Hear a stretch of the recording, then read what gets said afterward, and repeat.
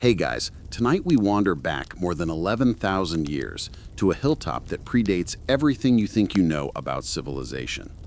You trudge through the dry, rocky terrain of southeastern Anatolia, the early evening sun painting long shadows across the uneven landscape. The air smells faintly of earth and herbs, and a soft wind tugs at your hair, whispering secrets of people who existed long before pyramids, before written law, before cities as we understand them. You probably won't survive this mental journey without feeling a little dizzy with wonder, because what you're about to see is so profoundly ancient, so staggeringly ambitious, that it bends your expectations of who humans were back then. So before you get comfortable, take a moment to like the video and subscribe, but only if you genuinely enjoy what I do here. While you do that, why not post your location and local time? It'll be like a little quiet worldwide map of night owls gathering to explore history. Now, dim the lights, maybe turn on a fan for that soft background hum, and let's ease into tonight's journey together. You step onto the plateau of Göbekli Tepe, a site that, when first uncovered, shook the foundations of archaeological thinking.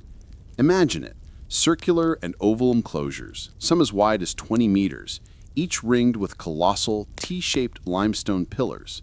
They rise like silent sentinels, some taller than a modern doorway, others adorned with deeply carved reliefs of animals, symbols, and shapes that defy simple interpretation. As your eyes adjust, you notice that each stone seems alive in its own way. Snakes curl around one, scorpions cling to another, and birds perch frozen in eternal flight. You run a hand over the cool, rough surface of a pillar, feeling the ancient grooves left by tools that weren't even iron yet.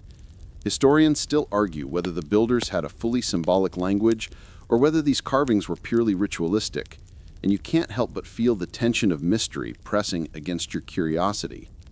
The first fact that strikes you is simple but profound. Göbekli Tepe was built by people who were not settled farmers. You probably picture early monumental construction as a product of sedentary life, villages, domesticated animals, irrigation, grain storage. But the people here were likely hunters and gatherers, moving seasonally to follow game and forage. Yet somehow, they orchestrated the construction of these enormous stone circles, some weighing upwards of 20 tons. You squint at a particularly massive pillar, leaning slightly, the carvings of wild boars and foxes etched into its surface, catching the last light of sunset. Fringe theories suggest that these people might have had knowledge of complex mathematics or engineering intuitively, passed down orally rather than recorded, which is just mind-bending. Imagine coordinating dozens of people, lifting, shaping, and positioning stones without cranes, pulleys, or written plans, just sheer human determination and probably a lot of trial and error. The hilltop itself feels like it's alive with echoes. You can almost hear the footsteps of people moving between pillars, carrying stones, chanting, or even singing. The ambient hum of imagined activity makes your skin tingle, and you notice details you might otherwise overlook. The small chips in the limestone where a hammer slipped, the grooves worn smooth from hands that have long since turned to dust, the faint traces of fires once used for warmth or ritual. You crouch to peer into the shallow depressions in the stone floors of the enclosures, possible altars, maybe tables, or simply ritual spaces. A quirk of the site is how these enclosures are layered. Newer circles were built atop older ones, like geological strata, but human-made, as if the very earth insists on remembering every attempt at communication, every effort to touch the divine. Walking further, you begin to imagine how someone might have discovered this place after it was abandoned. For centuries, it lay buried under sediment and soil, completely hidden from view. Locals probably passed by without realizing the significance beneath their feet. When archaeologists first started excavating in the 1990s, the shockwaves rippled through the historical community. Suddenly, the origin story of civilization, agriculture first, then monuments, was being rewritten. And here you are, standing in the same dust, feeling the surreal contradiction, an advanced architectural site without an advanced society as we traditionally define them. You lift your head to look at the horizon, noticing the jagged ridges that frame the plateau, and you imagine the builders surveying their surroundings, perhaps for safety, perhaps for spiritual alignment. Historians still argue whether these sites served primarily as ceremonial centers, astronomical observatories, or a combination of both. And in that uncertainty, you find the beauty of ambiguity. The sensory detail is overwhelming in the quiet way of an ancient place. Sunlight streaks through gaps between stones, throwing long shadows that twist and elongate across the circular floors. You brush your fingers over the carved animals again, now noticing that some of them have wings raised in mid-flight, others clawing as if caught in struggle. One pillar even seems to depict a predatory scene, a snake winding around a fox, its body following the curve of the stone, motion frozen in time. Fringe speculation suggests that these carvings represent shamanistic visions, spiritual journeys, or even extinct animals, hinting at stories that only the builders understood. You feel the urge to step back and take in the full circle, imagining dozens of people standing here centuries ago, observing, participating, perhaps praying. You stumble lightly on a slight mound of sediment, probably a collapsed wall or a partial pillar. The thought crosses your mind, what else lies buried just beneath the surface, waiting to rewrite our assumptions? Some stones bear faint traces of ochre, perhaps pigment applied for ceremonial purposes. The combination of artistry, engineering, and sheer human will leaves you breathless.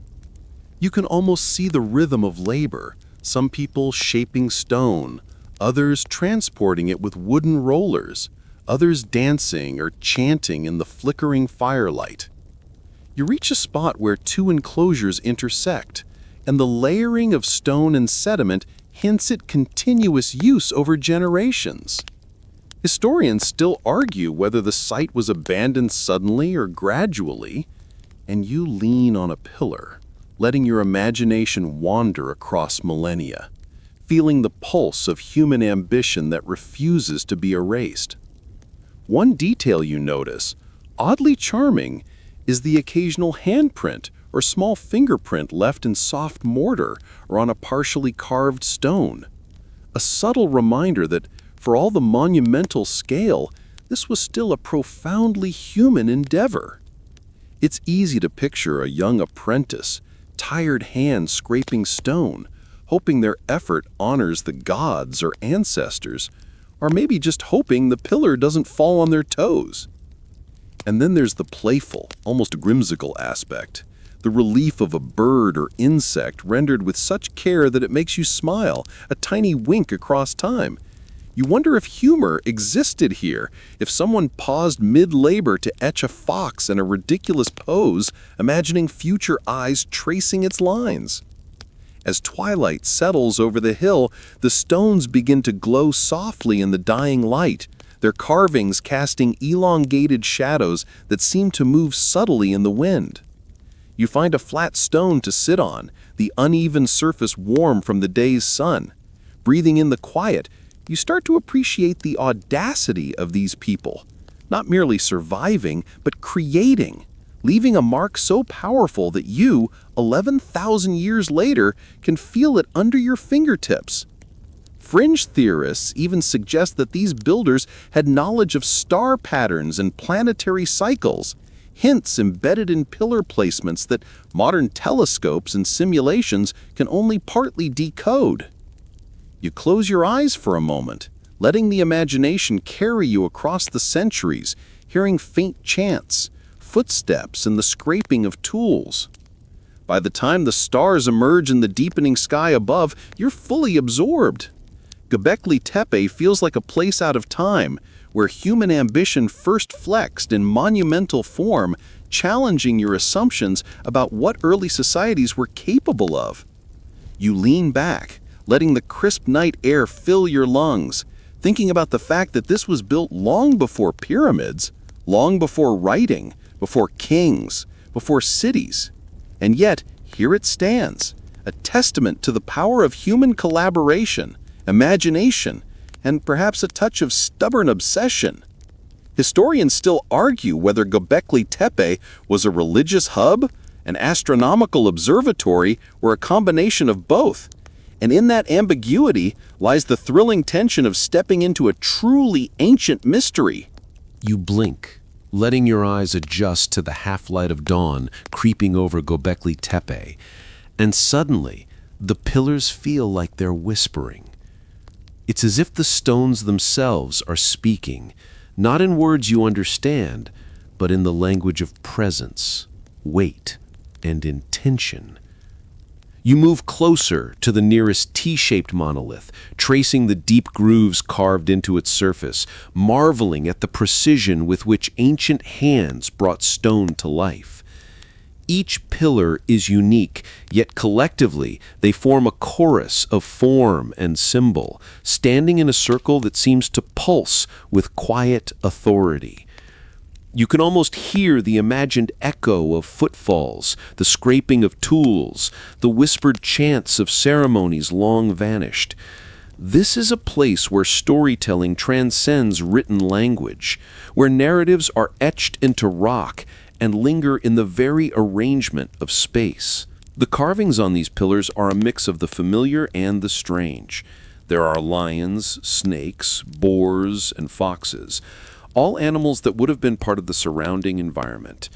You notice vultures with wings spread wide, claws frozen in mid-flight, and your mind conjures a vision of a hunter pausing to respect the predators that dominate the sky. Fringe theorists suggest that some of these creatures might not represent real animals at all, but visions, spirits, or mythological hybrids, like foxes with human eyes or birds with elongated necks that curve unnaturally. Historians still argue whether these carvings were symbolic, ritualistic, or simply decorative, leaving you suspended between appreciation and confusion. You reach out and touch a bird's relief, feeling the grooves that tell you this was carved with patience and intention, a tactile echo of someone's focus more than 10 millennia ago. Walking along the edge of a circular enclosure, you begin to notice how the carvings might communicate a narrative. On one pillar, a boar is etched facing a snake, the tension between predator and prey captured in frozen stone. On another, a scorpion curls around the base of a pillar, its tail arched as if poised to strike, and you catch yourself imagining stories of caution, survival, and respect for the dangerous creatures of the wild. You pause and squint at a fox leaping over a carved snake, and for a fleeting moment it feels like a silent parable, a fable waiting to be interpreted. The mainstream fact here is clear. These carvings were made with remarkable skill and care, evidence of humans who were already sophisticated in their artistic expression. Yet the fringe idea that some carvings may encode astronomical or shamanistic knowledge adds a layer of intrigue that makes the site feel almost alive with secret intelligence. As you circle the enclosure, you begin to notice something subtle but extraordinary. The placement of each pillar seems deliberate, almost choreographed. Some pillars are taller, more prominent, perhaps meant to dominate attention, while others lean or are positioned to guide the eye towards specific areas of the circle. You can't help but imagine a group of people standing in formation, pillars towering over them, arranging stones in patterns that resonate with meaning beyond immediate comprehension. Historians still argue whether these placements had ceremonial, social, or practical purposes, or a combination of all three, and the uncertainty fuels your imagination. Perhaps the builders were orchestrating a story, a ritual, or even a calendar, using stone as their canvas. You kneel beside a pillar with a cluster of carvings, lions, birds, and strange abstract shapes intertwined. One pattern looks almost like a sequence of symbols or proto-writing, though no one has definitively deciphered it. Fringe speculation posits that this could be a form of record-keeping or even an early attempt at communication beyond oral storytelling. You trace the grooves with your fingers and feel the deliberate, almost hypnotic rhythm of the chisel marks. You picture someone working here, hour after hour, under the glare of the midday sun, carving stories not for profit or fame, but for the unseen eyes of ancestors, spirits, or the community itself. It's a profound act of dedication, a whisper of human consciousness that reaches across time. The animal carvings themselves are incredibly detailed. You crouch down to study a snake winding along the surface of a pillar, its scales etched in overlapping precision. Nearby, a wild boar seems to be mid-charge, legs tense and tusks prominent, as though ready to spring into the enclosure. You notice a quirky detail. One bird relief has a head turned at an impossible angle, looking backward as if keeping watch over the past. These small anomalies suggest either playful creativity or a symbolic message lost to time. You imagine the builders chuckling softly to themselves as they carved these details, inserting personality and perhaps humor into the stone, reminding you that even in an era we consider primitive, human nature persists with wit, observation, and subtle irony. Stepping back, you survey the entire circle from its center, realizing that the carvings may have functioned as a kind of visual narrative loop. One pillar leads your gaze to another, forming a sequence of images that might tell a story about life, death, survival, or spiritual belief. You notice how some animals appear in pairs or groups, hinting at relational dynamics: predator and prey, companion and rival, sky and earth. Scholars still argue whether this sequence was intended as literal storytelling or abstract symbolism, a debate that keeps the site vibrant in modern research. The ambiguity is magnetic. Your mind fills in gaps with imagined rituals, festivals, or communal storytelling sessions, connecting you across millennia with people whose names are long forgotten, but whose creativity endures. You pause at a particularly tall pillar adorned with multiple reliefs, noticing how the carvings interact with the light. The grooves cast shadows that seem to animate the animals as the sun moves, turning stone into a dynamic canvas. Fringe theorists suggest this could be intentional, an early form of visual theater where sunlight animates sacred narratives at specific times of day or year. You watch a shadow of a serpent curl along the stone, and it feels alive, as though the builders designed it to move in rhythm with the natural world. You marvel at the intelligence required to integrate art, observation, and environment so seamlessly. Near the center of the circle, you discover a subtle depression in the limestone floor. Some speculate it was a ritual pit, others a symbolic boundary, and historians still argue whether it was functional or purely ceremonial. You crouch to peer inside, imagining hands reaching down, placing offerings, or performing symbolic gestures meant to honor forces beyond comprehension. You picture participants moving in a slow, deliberate procession, pillars rising above them like guardians, carvings watching silently as rituals unfold. The air feels thick with history, and you realize that each image is not just decoration, but a message, an offering, a memory frozen in stone. The sensory experience here is overwhelming. You run your hands over the cool, uneven limestone, feeling chisel marks and the subtle contours of carved fur, wings, and scales. You step back and breathe in the wide open space of the enclosure, the surrounding plateau stretching toward distant ridges. The quiet is punctuated only by the wind and your own imagination. You smile at the thought that perhaps the builders themselves understood the power of silence, of space, of stone as a storyteller. Fringe interpretations suggest that these enclosures could serve as meditation spaces, allowing participants to enter a state of heightened consciousness or spiritual awareness. You imagine sitting quietly here, absorbing the carvings and the atmosphere, feeling the hum of history seep into your bones. Finally, your gaze drifts to a pillar that seems almost unremarkable at first glance, a simple carving of a fox, but something about it pulls you in. The fox's stance, the tilt of its head, the curve of its tail. It's playful, cunning, and alive. You realize that the builders were not just crafting monuments, they were communicating personality, emotion, and perhaps even humor across the ages. You grin, thinking how a fox in stone can feel like a wink from someone long dead, a reminder that human curiosity, playfulness, and storytelling are timeless. Historians still argue whether such details were intended to amuse, instruct, or symbolize deeper mysteries, leaving you suspended in a beautiful ambiguity that makes Göbekli Tepe so mesmerizing. You step back from the circle, letting your eyes sweep over the towering pillars once more, and suddenly the question strikes you like a cold wind. Who exactly built this place? You imagine the hands that chipped away at limestone with flint tools, the backs that strained to lift massive stones, and the minds that coordinated this astonishing effort without written plans or metal tools. These were not sedentary farmers with predictable harvest schedules. No, the evidence suggests nomadic hunters constantly on the move, following herds across harsh landscapes, yet somehow finding the time, energy, and cooperation to construct monuments that dwarf anything else from their era. It's a contradiction that delights and confounds you simultaneously.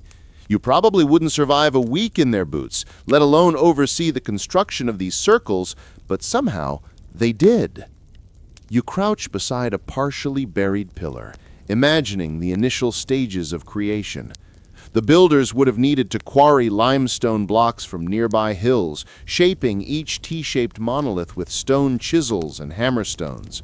One fringe theory proposes that they used a combination of levers, inclined planes, and sheer muscle power, possibly aided by lubricated logs or rolling mechanisms, to transport massive stones into place. Historians still argue whether these techniques could have been executed by small groups or required larger communal labor networks, but standing here, it seems almost impossible that such enormous stones were moved without some degree of planning and ingenuity far beyond what is usually credited to hunter-gatherers.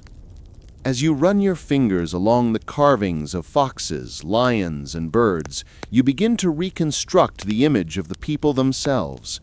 You picture burly hunters returning from the plains, their skin sunburned, hands calloused, clothing made from animal hides.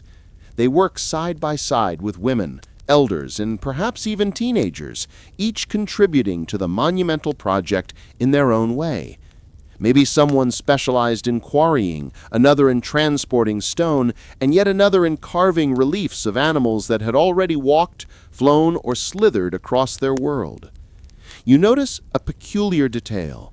Some pillars bear identical motifs, suggesting a shared visual language or a symbolic code. Could these repeated images indicate apprenticeship, teaching, or a ritualistic replication of sacred knowledge? Historians still argue whether such repetition is purely aesthetic, functional, or ceremonial, but it hints at a structured community capable of passing down expertise. The landscape itself must have influenced their work in profound ways. You gaze across the undulating hills and imagine herds of gazelles, boars, and deer wandering through valleys, predators lurking in shadows, and seasonal rivers swelling with spring rains. The builders were intimately familiar with these rhythms, their survival intertwined with the natural world. Fringe interpretations even suggest that the animal reliefs were not mere decoration, but an early form of environmental record-keeping, a stone snapshot of the creatures that sustained, threatened, and inspired them. You trace the curve of a snake carved in stone, imagining it slithering in real life through the grasses, and the uncanny detail makes you wonder, did the artists watch these animals for days, or was it all an exercise of imagination? You rise and walk around the enclosure, letting the weight of history press gently on your shoulders. The organization of the site hints at an astonishing level of social cohesion. Imagine coordinating dozens of people over months or years to quarry, transport, and erect pillars that could weigh multiple tons each. You can almost hear them discussing logistics, assigning roles, deciding who carves which animal, and negotiating conflicts, all without a formal hierarchy or written directives. Fringe theories speculate that such projects may have been led by spiritual leaders or visionary figures, people whose authority came from charisma, ritual knowledge, or spiritual insight rather than political office. Historians still argue whether this was purely egalitarian or if a proto-elite emerged to orchestrate monumental construction. But standing amid the stones, you feel the echoes of a tightly woven cooperative network. One detail that fascinates you is the scale of their ambition. Imagine a group of hunter-gatherers deciding that their spiritual or communal needs justified not just building a single pillar, but constructing entire circles with dozens of stones, each meticulously carved and positioned. This is audacity in its purest form. You notice a pillar etched with vultures, wings extended as if to embrace the sky, and you imagine a hunter staring at it and feeling a sense of reverence, perhaps recognizing patterns in nature or invoking protection from unseen forces. Fringe theories even suggest that some pillars align with solstices or specific constellations, hinting at observational sophistication that predates most recognized forms of astronomy. Historians still argue whether these alignments are intentional or coincidental, leaving you suspended in awe at the possibility of human foresight so early in prehistory. The physicality of building here must have been exhausting.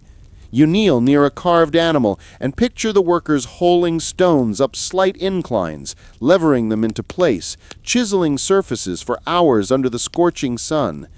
They probably sang or chanted to coordinate labor, creating rhythms that echoed through the air, keeping spirits high and movements synchronized. You can almost see their faces, flushed and determined, yet filled with purpose as they realize that the stones they place today will outlast their own lifetimes. You even notice subtle tool marks on some carvings that suggest multiple hands worked on a single pillar, an ancient collaboration frozen in stone. You wander toward a partially collapsed enclosure and pause to imagine the original builders in action. One person might be shaping the limestone, another sanding it smooth, a third supervising or performing rituals to sanctify the work. The repetitive motion of carving and lifting, combined with ritual and ceremony, must have created a rhythm akin to meditation. Fringe hypotheses propose that the labor itself could have been a form of spiritual practice, a communion with the sacred expressed through effort, endurance, and artistry. You run a hand over the carvings and feel the invisible imprint of countless hours of devotion and imagination, and you marvel at the way a society without permanent settlements could achieve such precision and coordination. Animals once again dominate your attention. A lion leaps across a pillar, its muscles taut, while a scorpion curls defensively nearby. These images suggest that the builders were acutely aware of the dangers in their environment and perhaps sought to encode lessons, warnings, or stories in stone. Fringe interpretations suggest that some carvings may represent mythical narratives, combining observed reality with imagined creatures, like early shamanic visions of the natural world. Historians still argue whether these images served as practical guides, religious symbols, or educational tools for younger members of the group. You lean against a stone and imagine apprentices learning to hunt, interpret animal behavior, and carve representations that honor both life and danger. The more you explore, the more you notice subtle architectural patterns. The pillars are not random. Some are paired, forming a sort of dialogue between images. One fox faces a bird, another snake is mirrored by a scorpion, and you realize that storytelling through stone was an intricate dance of attention, placement, and symbolism. You pause at a corner where a human-like figure is etched faintly, so abstract it could be overlooked. Fringe theorists suggest this may be a deity, shaman, or symbolic ancestor, a figure meant to connect the living with the unseen. Historians still argue whether such anthropomorphic representations were literal or metaphorical, yet their presence deepens the sense that these builders were thinking, feeling, and expressing in ways that resonate across millennia. By now, the sun has shifted higher, casting sharper shadows across the circles. You sit quietly, feeling the weight of labor and imagination, trying to reconcile the image of nomadic hunters with monumental architects. Somehow, these people, living off the land, managing risk and scarcity, and yet capable of envisioning stone structures of enduring beauty, manage to leave behind a legacy that still commands awe. You probably won't fully grasp the complexity in one visit, or even 10, but the attempt to understand, to connect with these silent artisans is itself humbling. You stand and take one final look around the enclosure, imagining the labor, the coordination, the shared vision, and the courage it took to commit to something so monumental without guarantee of survival or success. You could almost hear the unspoken mantra of the builders: we exist, we endure, we leave our mark. Fringe interpretations suggest that the act of building itself was a form of storytelling, an embodiment of cosmology, a map of human consciousness etched in stone. Historians still argue about the scale of collaboration required, the social structure, and the motivations behind the construction. But standing among the pillars, you feel the palpable presence of human ingenuity at its earliest, most daring expression. You shift your weight, settling onto a low stone as the wind picks up, carrying the scent of dry earth and something faintly sweet, perhaps remnants of ancient fires or scattered herbs. Around you, the pillars of Göbekli Tepe rise like silent witnesses to ceremonies long vanished, their carvings catching the light in ways that make them appear almost animated. You imagine the gatherings that once filled these enclosures, people moving in rhythms dictated by tradition, necessity, or sheer reverence. The air must have been thick with incense, smoke, and the earthy aroma of trampled grass, mingling with the tension and excitement of communal rituals. You notice a shallow depression in the ground, likely an altar or focal point, and you can almost hear the chants that might have resonated across the circle, low hums rising and falling with the wind. The mainstream historical fact here is that Göbekli Tepe was almost certainly a ritual site. Unlike later urban centers, which combined agriculture, administration, and domestic life, this plateau appears to have been dedicated to spiritual and ceremonial purposes. You can imagine hunters and gatherers traveling seasonally to attend these events, temporarily setting aside subsistence work to participate in collective expression. Fringe interpretations suggest that these rituals were not merely religious, but served social cohesion, a way for widely scattered groups to reinforce alliances, exchange knowledge, and create a shared identity. Historians still argue whether the rituals were primarily celebratory, funerary, or initiatory, leaving an air of tantalizing uncertainty that fills the site like mist. You close your eyes for a moment and reconstruct the sensory landscape. The low, droning sounds of ceremonial chants reverberate in your imagination, punctuated by sharp claps, the scrape of stone tools, or the rhythmic pounding of drums made from stretched hides. Smoke from small fires curls upward, curling around the pillars and mingling with the scent of herbs. Perhaps the builders burned aromatic plants not for the pleasant smell alone, but for their symbolic or purifying qualities. You picture the participants moving in carefully choreographed patterns around the central enclosures, perhaps tracing steps that echoed the movement of celestial bodies or the cycles of animals depicted in the carvings. Fringe theorists suggest that some of these rituals involve altered states of consciousness, whether through repetitive movement, chanting, or psychoactive plants, giving participants a glimpse into dimensions beyond ordinary perception. You kneel beside a pillar etched with a fox mid-leap, observing the meticulous care taken to render its sinews, claws, and facial expression. In the context of ritual, animals were not just decoration, they were embodiments of spiritual forces, messengers, or participants in the stories the builders sought to enact. A lion might represent strength, a boar ferocity, a vulture death and renewal. Fringe interpretations suggest that some creatures might represent totems or clan symbols, perhaps even ancestors imagined in animal form. Historians still argue whether these depictions were instructive, mnemonic, or simply celebratory, leaving you to ponder the multiple layers of meaning encoded in each line of stone. You rise and step toward another enclosure, noticing a slight depression in the earth that may have once held offerings, grains, seeds, bones, or small crafted objects. These deposits, long gone, hint at rituals of sacrifice, reciprocity, or remembrance. You can almost feel the hands of participants placing items reverently, muttering prayers or invocations to unseen forces. Perhaps a hunter offered the first fruits of a successful chase, or a group honored an elder, or maybe these deposits were part of initiation rites for younger members of the community. Fringe theorists suggest that the offerings could have been symbolic, representing ideas rather than physical sustenance. Historians still argue whether these rituals were site-specific or part of a broader regional network of ceremonial practices. And standing here, you sense both the intimacy and the universality of these actions. The layering of enclosures adds another dimension to your understanding of ritual. You realize that newer circles were constructed atop older ones, suggesting that rituals were repeated over generations, with each layer preserving the memory of previous participants.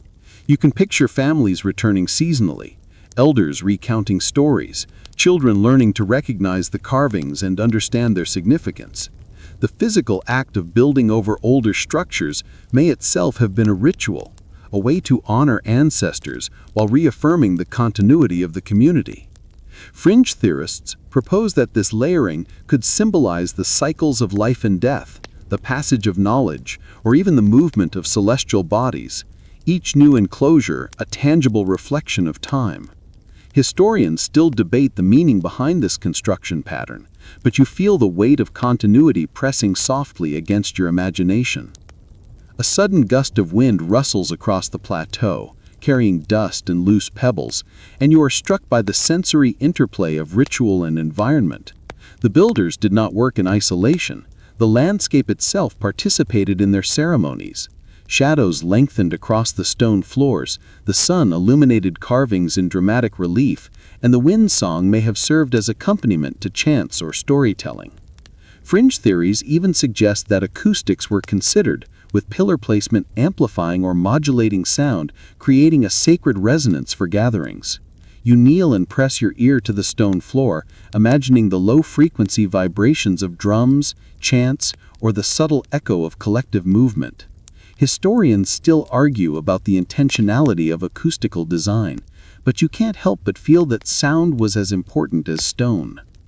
You wander to a section where the carvings depict unusual animals in unusual combinations.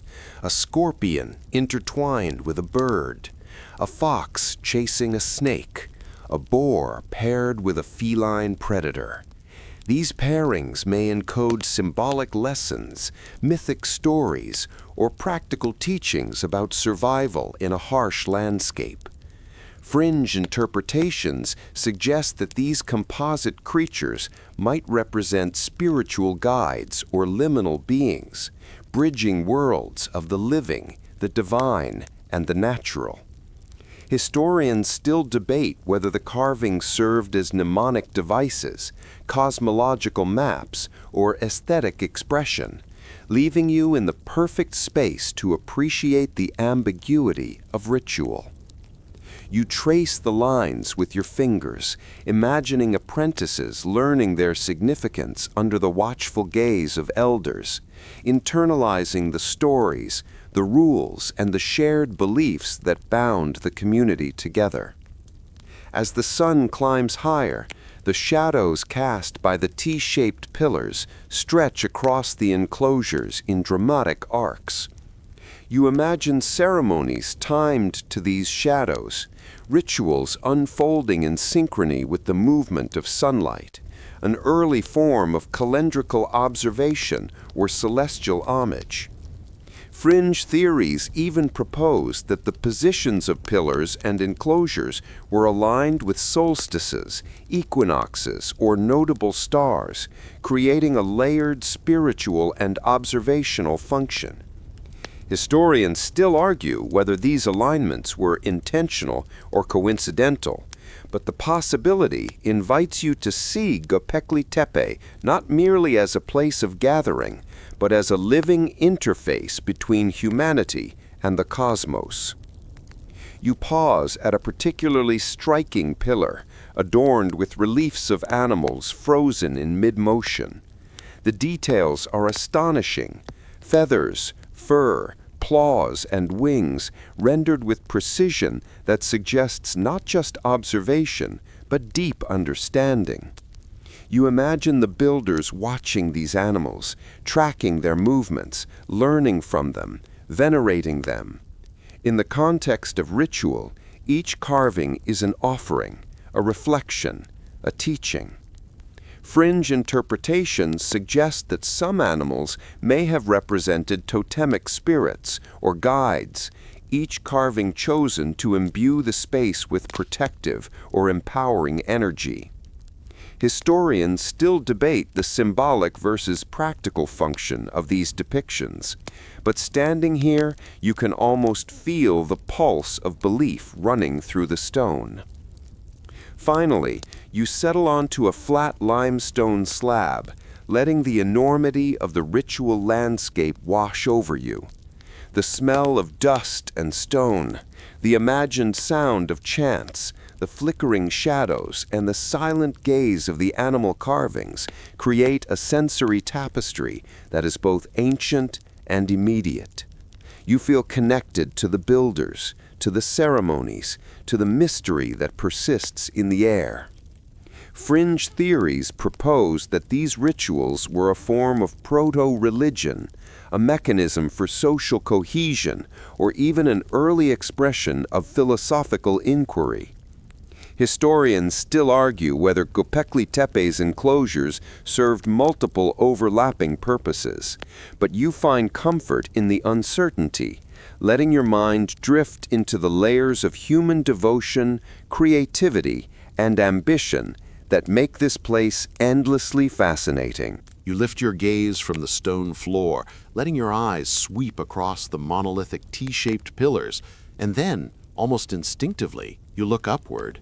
The sky above Göbekli Tepe is vast and unbroken, stretching endlessly over the plateau.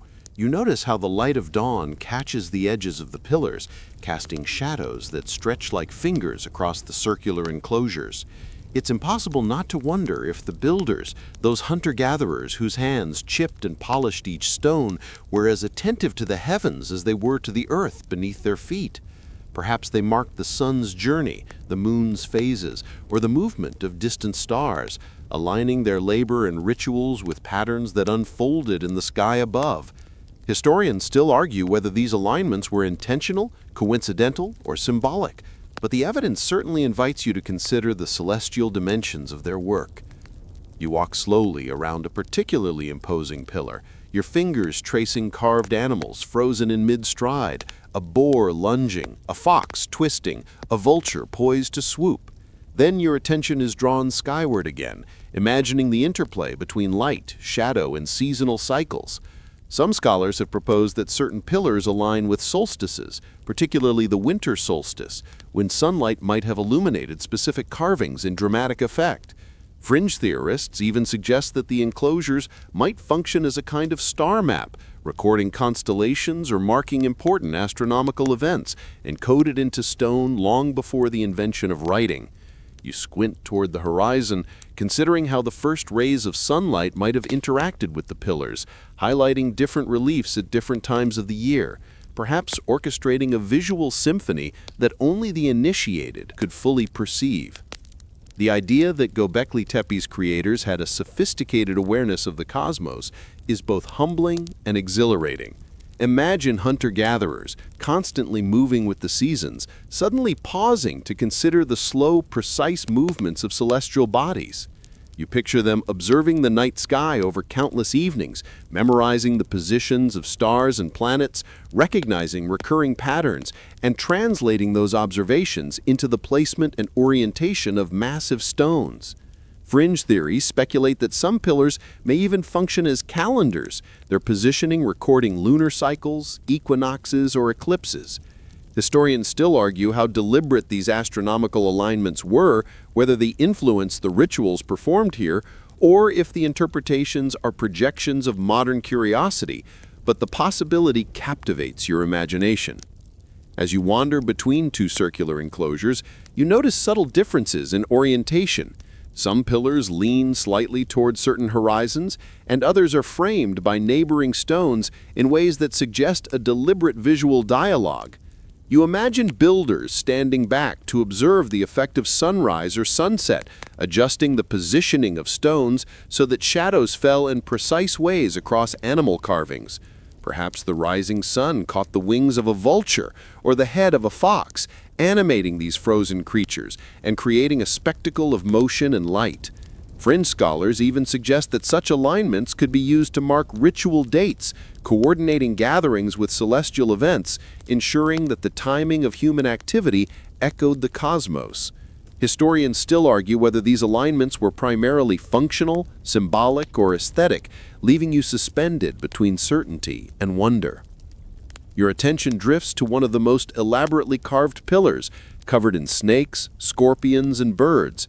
You imagine the builders observing these creatures, understanding their habits, behaviors, and significance in both the natural and spiritual worlds. Now, consider that these same individuals were tracking the stars at night, linking terrestrial and celestial cycles in ways that may have informed ritual timing. Fringe interpretations propose that the carvings themselves could act as mnemonic devices, helping participants remember the correlation between animal behavior, seasonal cycles, and astronomical events. You stand back and marvel at the holistic intelligence encoded in the site. Art, observation, ritual, and astronomy intertwined in a single landscape. Walking further, you notice a pillar that appears to frame a gap in the horizon, and you step carefully to align your sight with it. Perhaps the rising sun on a specific day would have shone through this opening, illuminating the pillar's carvings with radiant precision. The mainstream fact is that ancient peoples across the globe often integrated celestial observations into their constructions, from Stonehenge to Newgrange, but Göbekli Tepe represents a much earlier and remarkably sophisticated example. Fringe theories suggest that these alignments could have guided agricultural or hunting calendars, even though the builders themselves were not yet fully sedentary. Historians still argue whether the astronomical aspects were secondary to ritual or vice versa, yet the act of considering the sky while sculpting stone indicates a level of awareness that feels astonishingly modern. You pause beside a smaller pillar etched with abstract geometric shapes that seem out of place among the animals. You squint, trying to reconcile this anomaly, and then it hits you. Perhaps these shapes were symbolic representations of celestial objects, stars, planets, or constellations. Fringe scholars have posited that some of the abstract carvings might record lunar phases, star clusters, or significant solar events. Historians still debate whether these geometric symbols were intended as astronomical records, spiritual markers, or mere decoration, leaving you to enjoy the ambiguity, imagining the builders alternating between observation, inspiration, and ritual execution. The sun climbs higher and shadows shorten, revealing details previously hidden in half-light. You walk slowly, imagining the builders pausing to consider the effect of sunlight on each enclosure. Perhaps the movement of shadows across the carving served a dual purpose, guiding ritual action while also marking the passage of time. Fringe theories propose that such subtle manipulation of light and shadow could even simulate movement, making the animals appear alive during ceremonial occasions. Historians still argue how intentional such effects were, but you can't help but feel the cleverness and attentiveness required to harmonize stone with sunlight in a way that resonates both aesthetically and ritually. Near the center of one enclosure, a pair of tall pillars face each other, carved with prominent animals. You notice that the gap between them frames a distant ridge, aligning with the point where the sun rises on the winter solstice.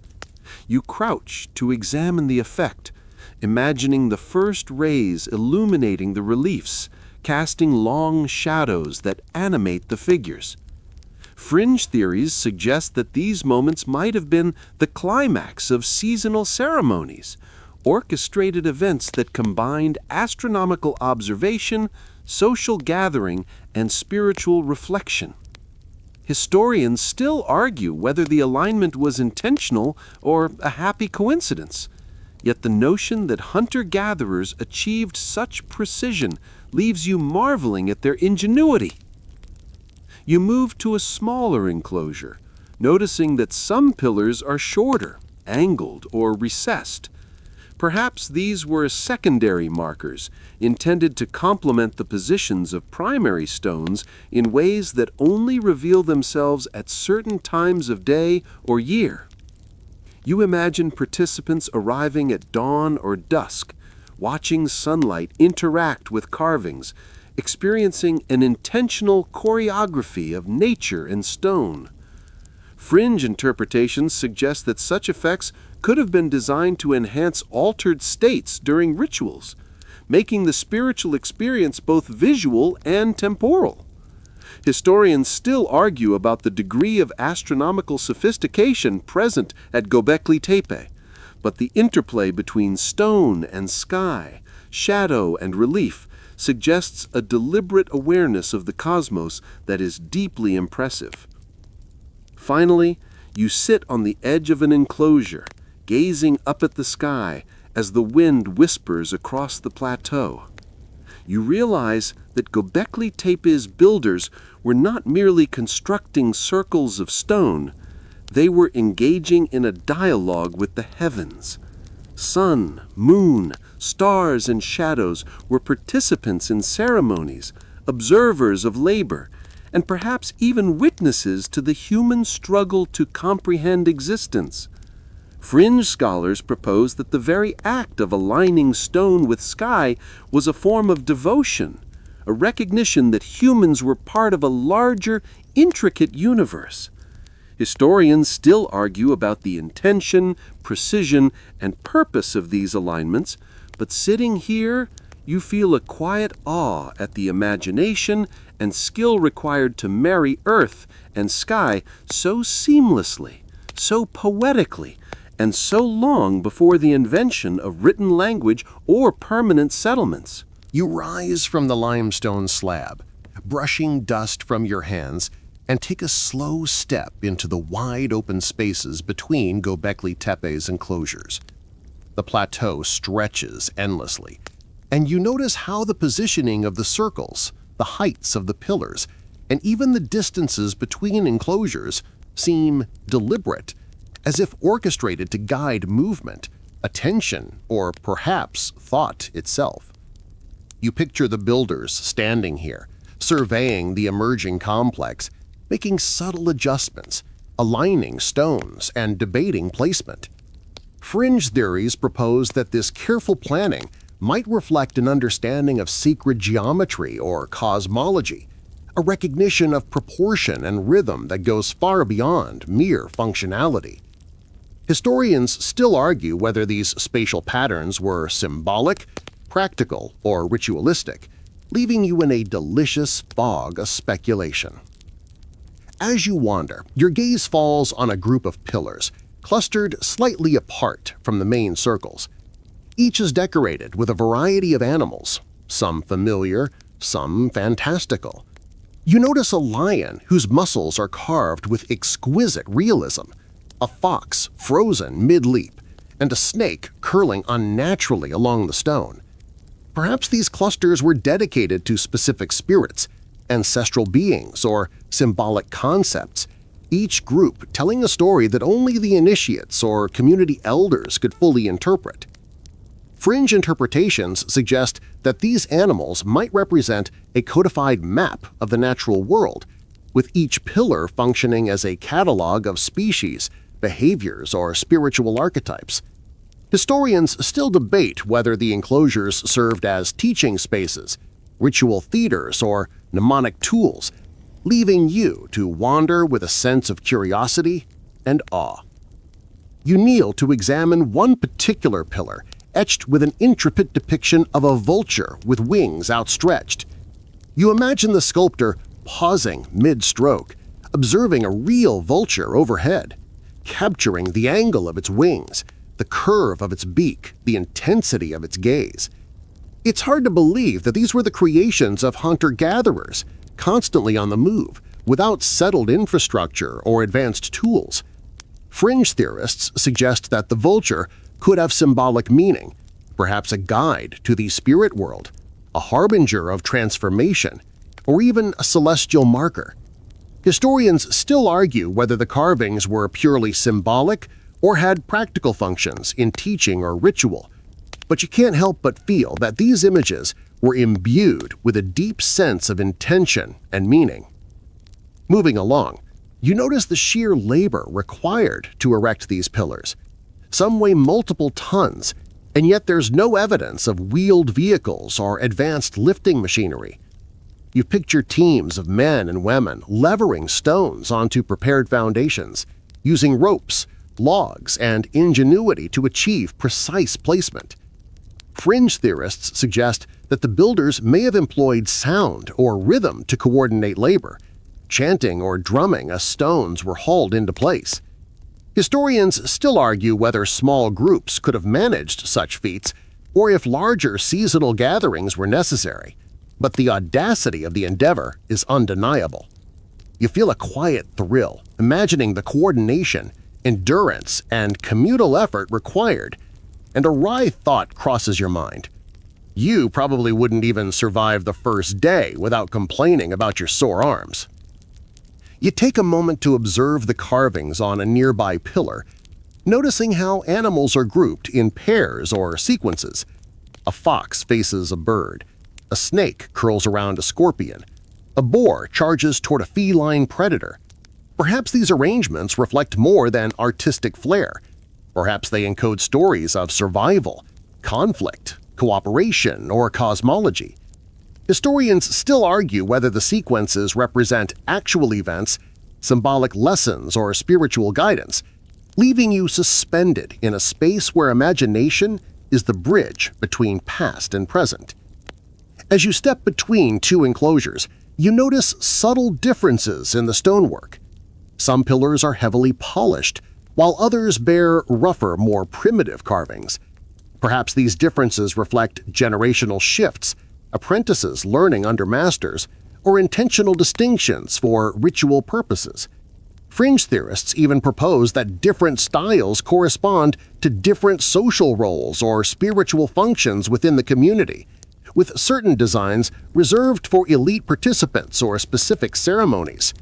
Historians still debate how standardized the construction methods were, and you feel the tension between the human hand and the overarching vision, a dance of precision and improvisation across the millennia. You pause at a partially excavated enclosure, imagining the early stages of discovery. The builders may have begun with small, modest circles, gradually expanding as the community grew or as rituals evolved. Each pillar placement seems deliberate, a conversation with the landscape itself, guiding sightlines, movement, and perhaps even sound. Fringe interpretations suggest that some enclosures were designed to create echoes or amplify chants, enhancing the sensory experience of ritual participants. Historians still argue whether acoustical considerations were intentional or incidental, but you find it fascinating to consider that the builders may have manipulated stone and space with as much care as they did with carving. The more you explore, the more you notice the interplay between animal reliefs and the enclosure's spatial configuration. You crouch beside a pillar, imagining a fox mid-leap across a neighboring stone, a scorpion curling along the base, a vulture poised overhead. Perhaps these arrangements were intended to simulate motion, a ritual performance frozen in stone. Fringe theorists suggest that participants may have moved through the circles in specific patterns, mimicking the movement of animals or enacting mythic narratives. Historians still debate whether these movements were purely symbolic, instructive, or spiritual, But you can't help but feel a sense of choreography encoded into the very layout of the site. You wander to the edge of the plateau, surveying the broader landscape. The enclosures are situated strategically, overlooking valleys and ridges, as if commanding a view of the surrounding wilderness. Perhaps the builders selected the site not only for ritual significance, but for its vantage, allowing them to monitor herds, weather patterns, or rival groups.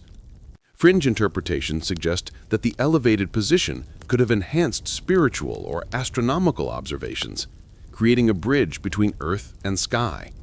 Historians still argue whether the location was primarily practical, ceremonial, or a combination of both, leaving you to marvel at the thought that even the placement of the site reflects foresight and intent. You crouch once more to examine the smaller carvings along the base of a pillar, noting the attention to detail. The claws of a lion, the feathers of a bird, the segmented tail of a scorpion. Each line seems deliberate, almost pedagogical. You imagine apprentices learning to identify animals, behaviors, and symbolic attributes, their fingers tracing grooves carved centuries before. Fringe theorists suggest that these carvings could serve as memory aids, encoding complex ecological or mythological knowledge in stone. Historians still debate whether such details were purely instructive, ceremonial, or aesthetic. But the meticulous craftsmanship is undeniable, revealing a depth of observation that speaks volumes about the builder's relationship with the natural world. Finally, you pause in the shadow of the tallest pillar, its carvings soaring above your head. You take a deep breath, feeling the weight of history and imagination pressing gently around you. The builders of Göbekli Tepe were not just hunters, not just laborers. They were artists, astronomers, and ritual specialists, weaving together survival, observation, and belief into a monument that continues to captivate millennia later. Fringe theories suggest that some aspects of the site may encode knowledge we have yet to comprehend, secrets of cognition, society, and cosmology, waiting silently in stone. Historians still argue about almost every detail, from construction techniques to spiritual meaning, yet standing here, you feel a profound connection with these distant humans, marveling at the audacity, intelligence, and devotion required to conceive, construct, and animate a place like this. You take a deep breath, inhaling the crisp plateau air, and let your gaze wander across the open expanse of Göbekli Tepe. From this vantage, the site begins to take on a new dimension. It isn't just a collection of stone circles, it's a landscape of intention, of social imagination, and of the physical traces of human ambition.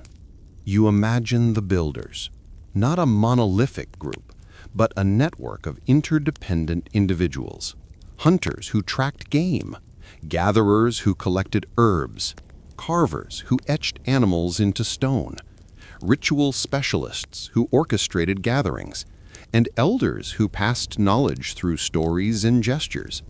Fringe theorists propose that these networks were surprisingly sophisticated, predating permanent settlements, suggesting that social complexity may have emerged in tandem with spiritual practice rather than after the development of agriculture. Historians still argue whether these were temporary congregations or the beginnings of more permanent social structures, but the implications are staggering. As you walk between enclosures, your attention is drawn to subtle traces on the limestone floors, depressions, grooves, and faintly polished surfaces. You imagine the builders stepping carefully, performing choreographed movements during ceremonies, aligning their motions with the pillars' carved motifs. Perhaps participants reenacted hunting scenes, animal behaviors, or mythic narratives in embodied ritual. Fringe interpretations suggest that some of the movements may have been meditative or trance-inducing, combining rhythm, repetition, and spatial awareness to foster altered states of consciousness. Historians still debate the extent to which such practices were spiritual, mnemonic, or social, leaving you with the thrilling sense that the very architecture was designed to shape human experience.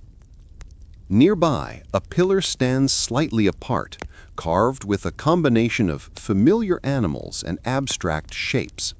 You crouch, running your fingers across the rough stone, imagining the hands that created it. Each groove is precise, deliberate, and meaningful, a small testament to human observation and ingenuity. Perhaps the abstract forms represent celestial events or symbolic concepts, a proto-writing system that communicated important knowledge across generations. Fringe theorists speculate that these carvings may encode astronomical data, seasonal cycles, or mythic cosmology. Historians still argue whether the abstract symbols were functional, aesthetic, or sacred, yet their presence enriches the tapestry of meaning woven into the site. As you walk between enclosures, you notice how some pillars seem to form pairs, facing each other across open space, while others cluster in small groups within enclosures. The spatial relationships suggest dialogue, hierarchy, or ritual choreography. You imagine a ceremonial sequence in which participants move from one enclosure to another, following pathways dictated by the stone's orientation and the placement of reliefs. Fringe interpretations even suggest that the arrangement could have been a map of social or spiritual networks, encoding relationships between clans, ancestors, or mythic figures. Historians still argue whether the site was used seasonally, permanently, or intermittently, but the geometry and positioning hint at an intelligence capable of orchestrating complex social and ritual interactions. The air carries the faint echo of imagined voices, the low murmur of coordinated effort, and perhaps the soft chant of ritual. You picture a group of hunters returning after a successful expedition, contributing their spoils to ceremonial offerings, exchanging stories, and integrating their experience into the community's collective memory. Perhaps the animal reliefs served as narrative anchors, helping participants recall past hunts, important lessons, or sacred myths. Fringe theories suggest that the carvings were mnemonic devices, encoding ecological knowledge about prey behavior, predator dangers, or seasonal patterns. Historians still argue how functional these representations were versus their spiritual or symbolic significance, leaving you suspended between imagination and evidence. Moving toward a larger enclosure, you notice that the pillars vary in size, shape, and decoration. Some rise dramatically, commanding attention, while others are modest, almost shy in comparison. Perhaps this variation reflected hierarchy, function, or ritual emphasis. You imagine elders or ritual leaders positioned beside the tallest stones, guiding proceedings, interpreting carvings, or invoking blessings. Fringe interpretations propose that certain pillars might have served as focal points for spiritual or astronomical observation, while others were intended to anchor movement within the ritual space. Historians still debate the intended functions of the different pillars, but the interplay of scale and placement suggests a nuanced understanding of architecture, perception, and ceremony. You crouch beside a pillar carved with a fox and a boar, imagining a ceremonial performance in which participants enacted hunting sequences. Perhaps initiates learned not only the mechanics of hunting, but also the spiritual, ethical, and communal dimensions of these acts. Fringe theorists even suggest that the carvings served as a storytelling medium, teaching lessons about cooperation, risk, and survival in symbolic form.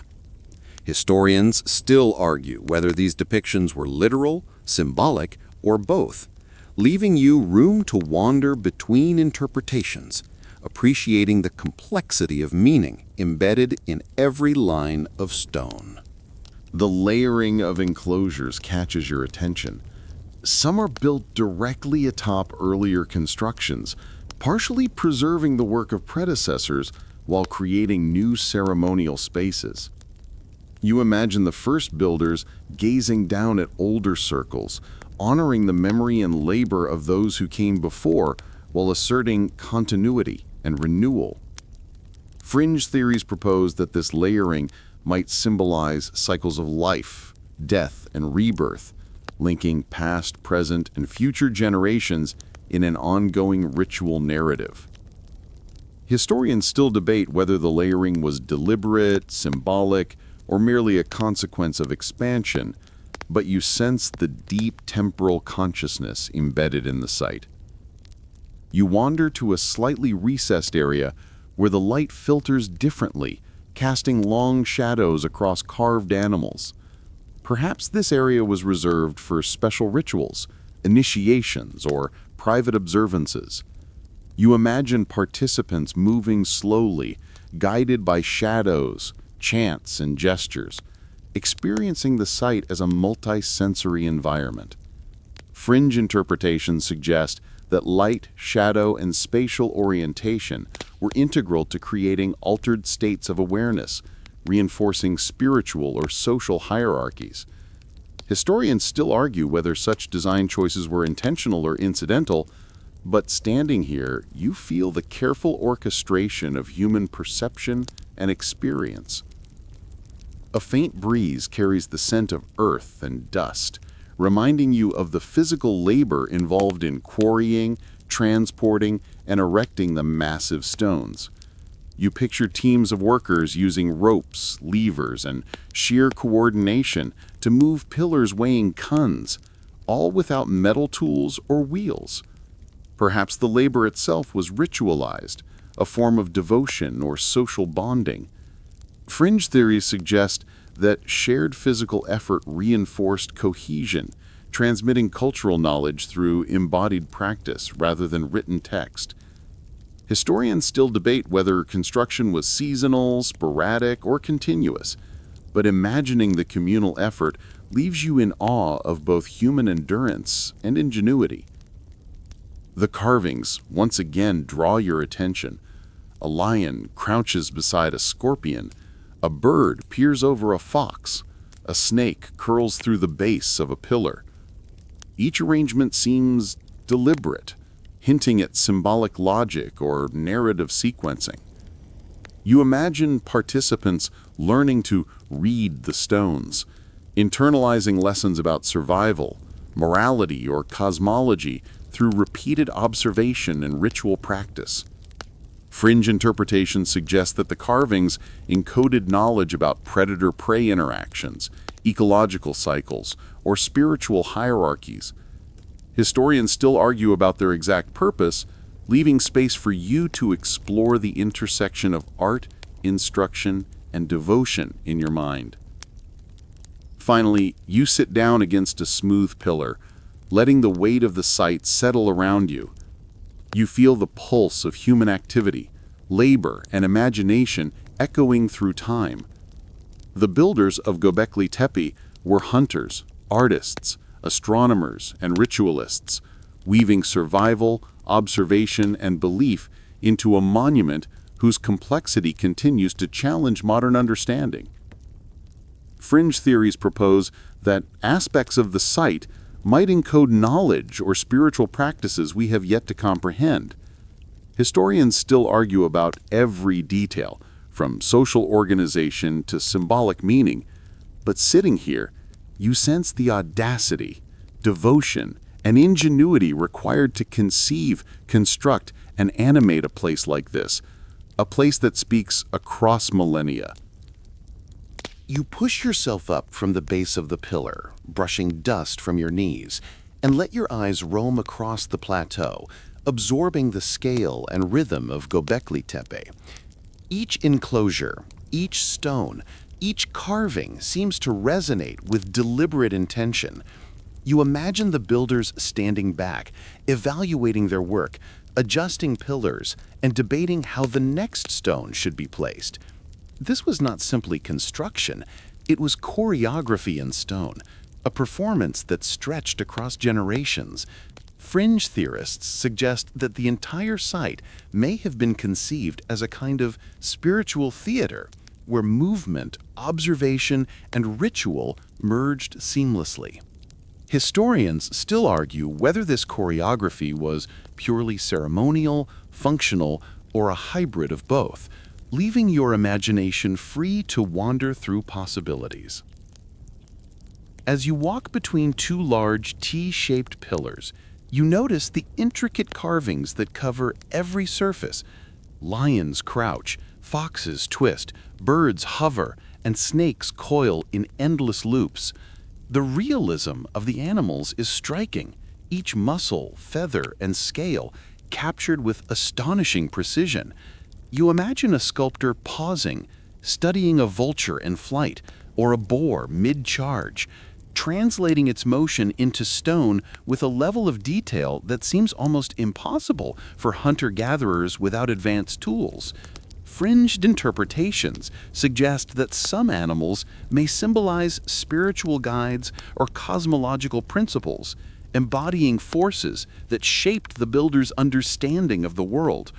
Historians still debate whether these depictions were purely symbolic, instructive, or ritualistic, but the depth of craftsmanship invites you to linger in admiration. You notice subtle patterns in the reliefs, the way animals interact with each other, or with abstract geometric shapes carved alongside them. Perhaps these arrangements encode stories, lessons, or seasonal information. You can imagine apprentices tracing the lines, learning both observation and narrative, internalizing a complex web of knowledge without written text. Fringe theorists propose that the pillars might serve as mnemonic devices, preserving ecological, mythological, or social wisdom across generations.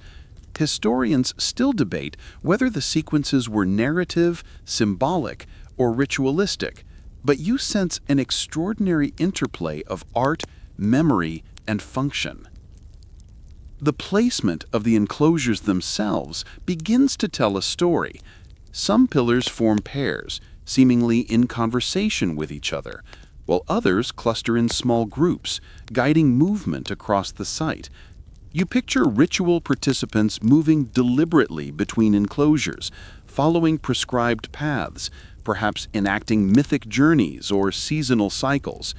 Fringe interpretations suggest that these pathways may have served as a map for spiritual initiation, a choreography blending movement, observation, and cosmic awareness. Historians still debate the intended function of these spatial arrangements, leaving you suspended in a liminal space where imagination and evidence coexist. You pause beside a smaller pillar, its carvings of snakes and scorpions catching the morning light. You imagine participants gathering here during specific ceremonies, perhaps to honor these creatures, seek protection, or enact mythic narratives. Fringe scholars suggest that some carvings may represent practical knowledge, warnings about venomous species, guidance for hunting, or reminders of natural cycles, encoded in a way that merged the spiritual with the practical. Historians still argue whether these depictions were purely symbolic, instructive, or ritualistic, leaving a tantalizing ambiguity that allows you to explore multiple layers of meaning. The labor required to erect these pillars continues to impress you. Each stone, some weighing several tons, was quarried, transported, and erected without wheels or metal tools. You can almost hear the synchronized effort, voices chanting, hands gripping ropes, logs used as rollers, and bodies straining in coordinated rhythm. Fringe interpretations suggest that this collective effort may itself have been ritualized, transforming construction into a form of social cohesion or spiritual practice. Historians still debate whether seasonal gatherings of hundreds or thousands were necessary to complete the site, but imagining the scale of coordination fills you with a sense of awe and appreciation for human ingenuity. You shift your attention to the abstract carvings scattered among the animal reliefs. These geometric shapes are enigmatic, zigzags, circles, and other forms whose meaning is lost to time. Perhaps they represent celestial bodies, seasonal markers, or abstract ideas, a proto-writing system embedded in stone. Fringe theorists propose that these shapes encode astronomical events, calendars, or mythic cosmology.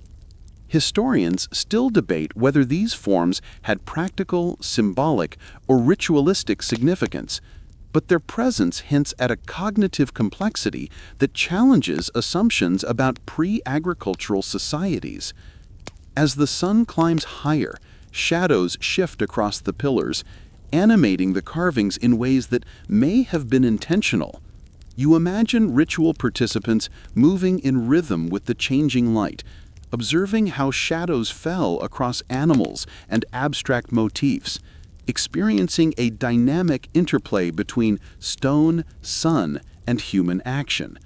Fringe interpretations suggest that this choreography of light may have induced altered states or heightened perception during ceremonies. Historians still argue whether shadow and light were deliberately integrated into ritual practice, but the possibility invites you to view the site as a living, responsive environment rather than static stone.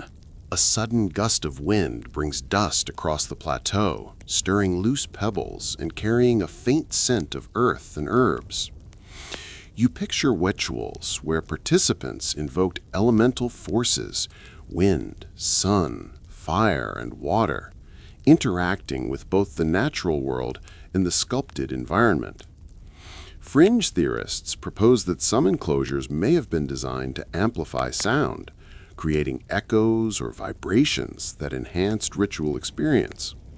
Historians still debate whether acoustics were intentionally exploited, but standing here, you can almost hear the imagined resonance of drums, chants, and footsteps bouncing across stone. You crouch beside a pillar etched with a fox chasing a bird, observing the sequence of motion captured in relief. You imagine ritual reenactments, participants mimicking the predator and prey, internalizing lessons about survival, cooperation, and the natural order. Fringe interpretations suggest that the carvings may have served as didactic tools, blending ecological observation with spiritual and moral instruction. Historians still argue whether these sequences were intended primarily for storytelling, ritual, or ecological education, leaving you to appreciate the multi-layered purpose of the site. Moving toward a larger enclosure, you notice pillars arranged to frame a distant ridge. Perhaps this alignment captures sunrise or sunset during specific times of the year, integrating celestial observation with ceremonial practice.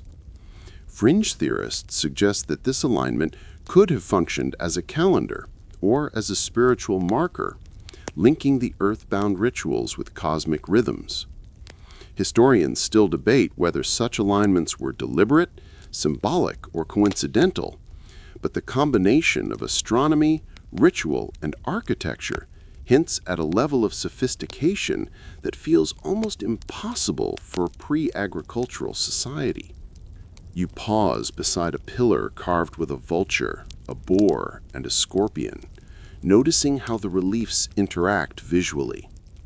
Perhaps these groupings were intended to convey narratives of life, death, and transformation, lessons embedded in the natural and spiritual world. Fringe interpretations suggest that the sequence may have guided initiates through stages of understanding or rites of passage, blending storytelling with ritual embodiment. Historians still argue about the exact purpose of these sequences, but standing here, you sense the careful interplay between art, knowledge, and social cohesion. Finally, you step back and survey the plateau as a whole. Göbekli Tepe is more than stone.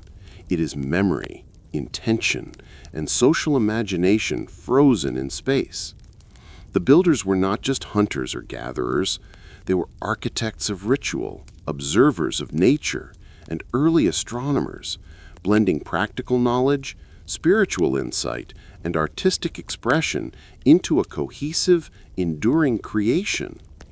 Fringe theorists propose that aspects of the site may contain coded knowledge we are yet to decipher, hidden layers of cosmology, spirituality, and social practice waiting silently in stone.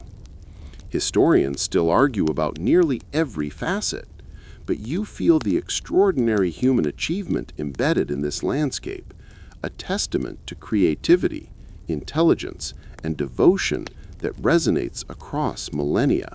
You stay still for a long while, letting the silence stretch across the hilltop until it becomes something more than quiet, almost a sound in itself.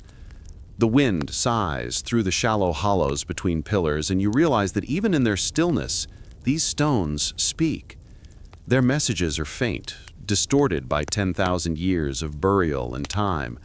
But if you listen carefully, you start to hear whispers about connection between earth and sky, life and death, people and the cosmos. Göbekli Tepe, you realize, might not just have been a sanctuary. It might have been the world's first conversation with the universe. You begin walking toward the northern edge of the site, where the slope falls gently toward distant farmland.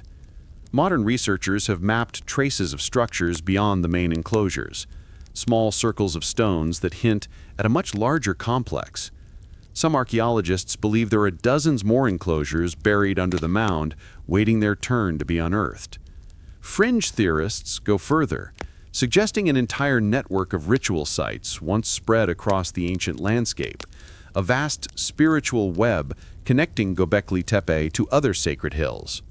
Historians still argue whether these satellite enclosures were contemporary or sequential, but the idea of a landscape alive with ritual activity fills your imagination.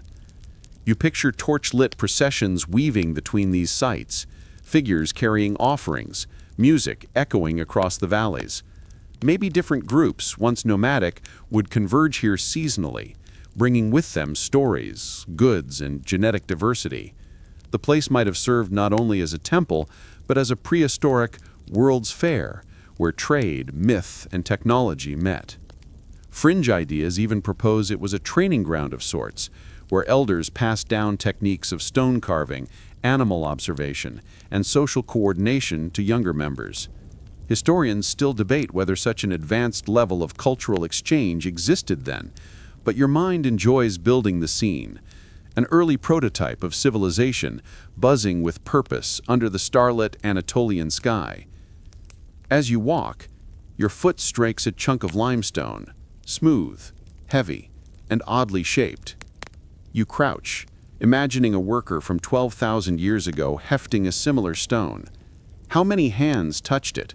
How many backs strained to lift it? Archaeologists calculate that some pillars weigh up to 16 tons. Without beasts of burden or wheels, that would have required hundreds of coordinated people. Fringe theorists claim such coordination implies not just skill, but hierarchy, perhaps even priestly or shamanic leadership directing the effort. Historians still argue whether these early builders were truly egalitarian bands or already developing proto-leadership structures. Whatever the truth, you can almost hear the rhythmic call of a leader, steady, encouraging, uniting dozens of voices into one purpose. You wander toward a low wall where archaeologists have uncovered fragments of tools, flint blades, hammerstones, and bone awls.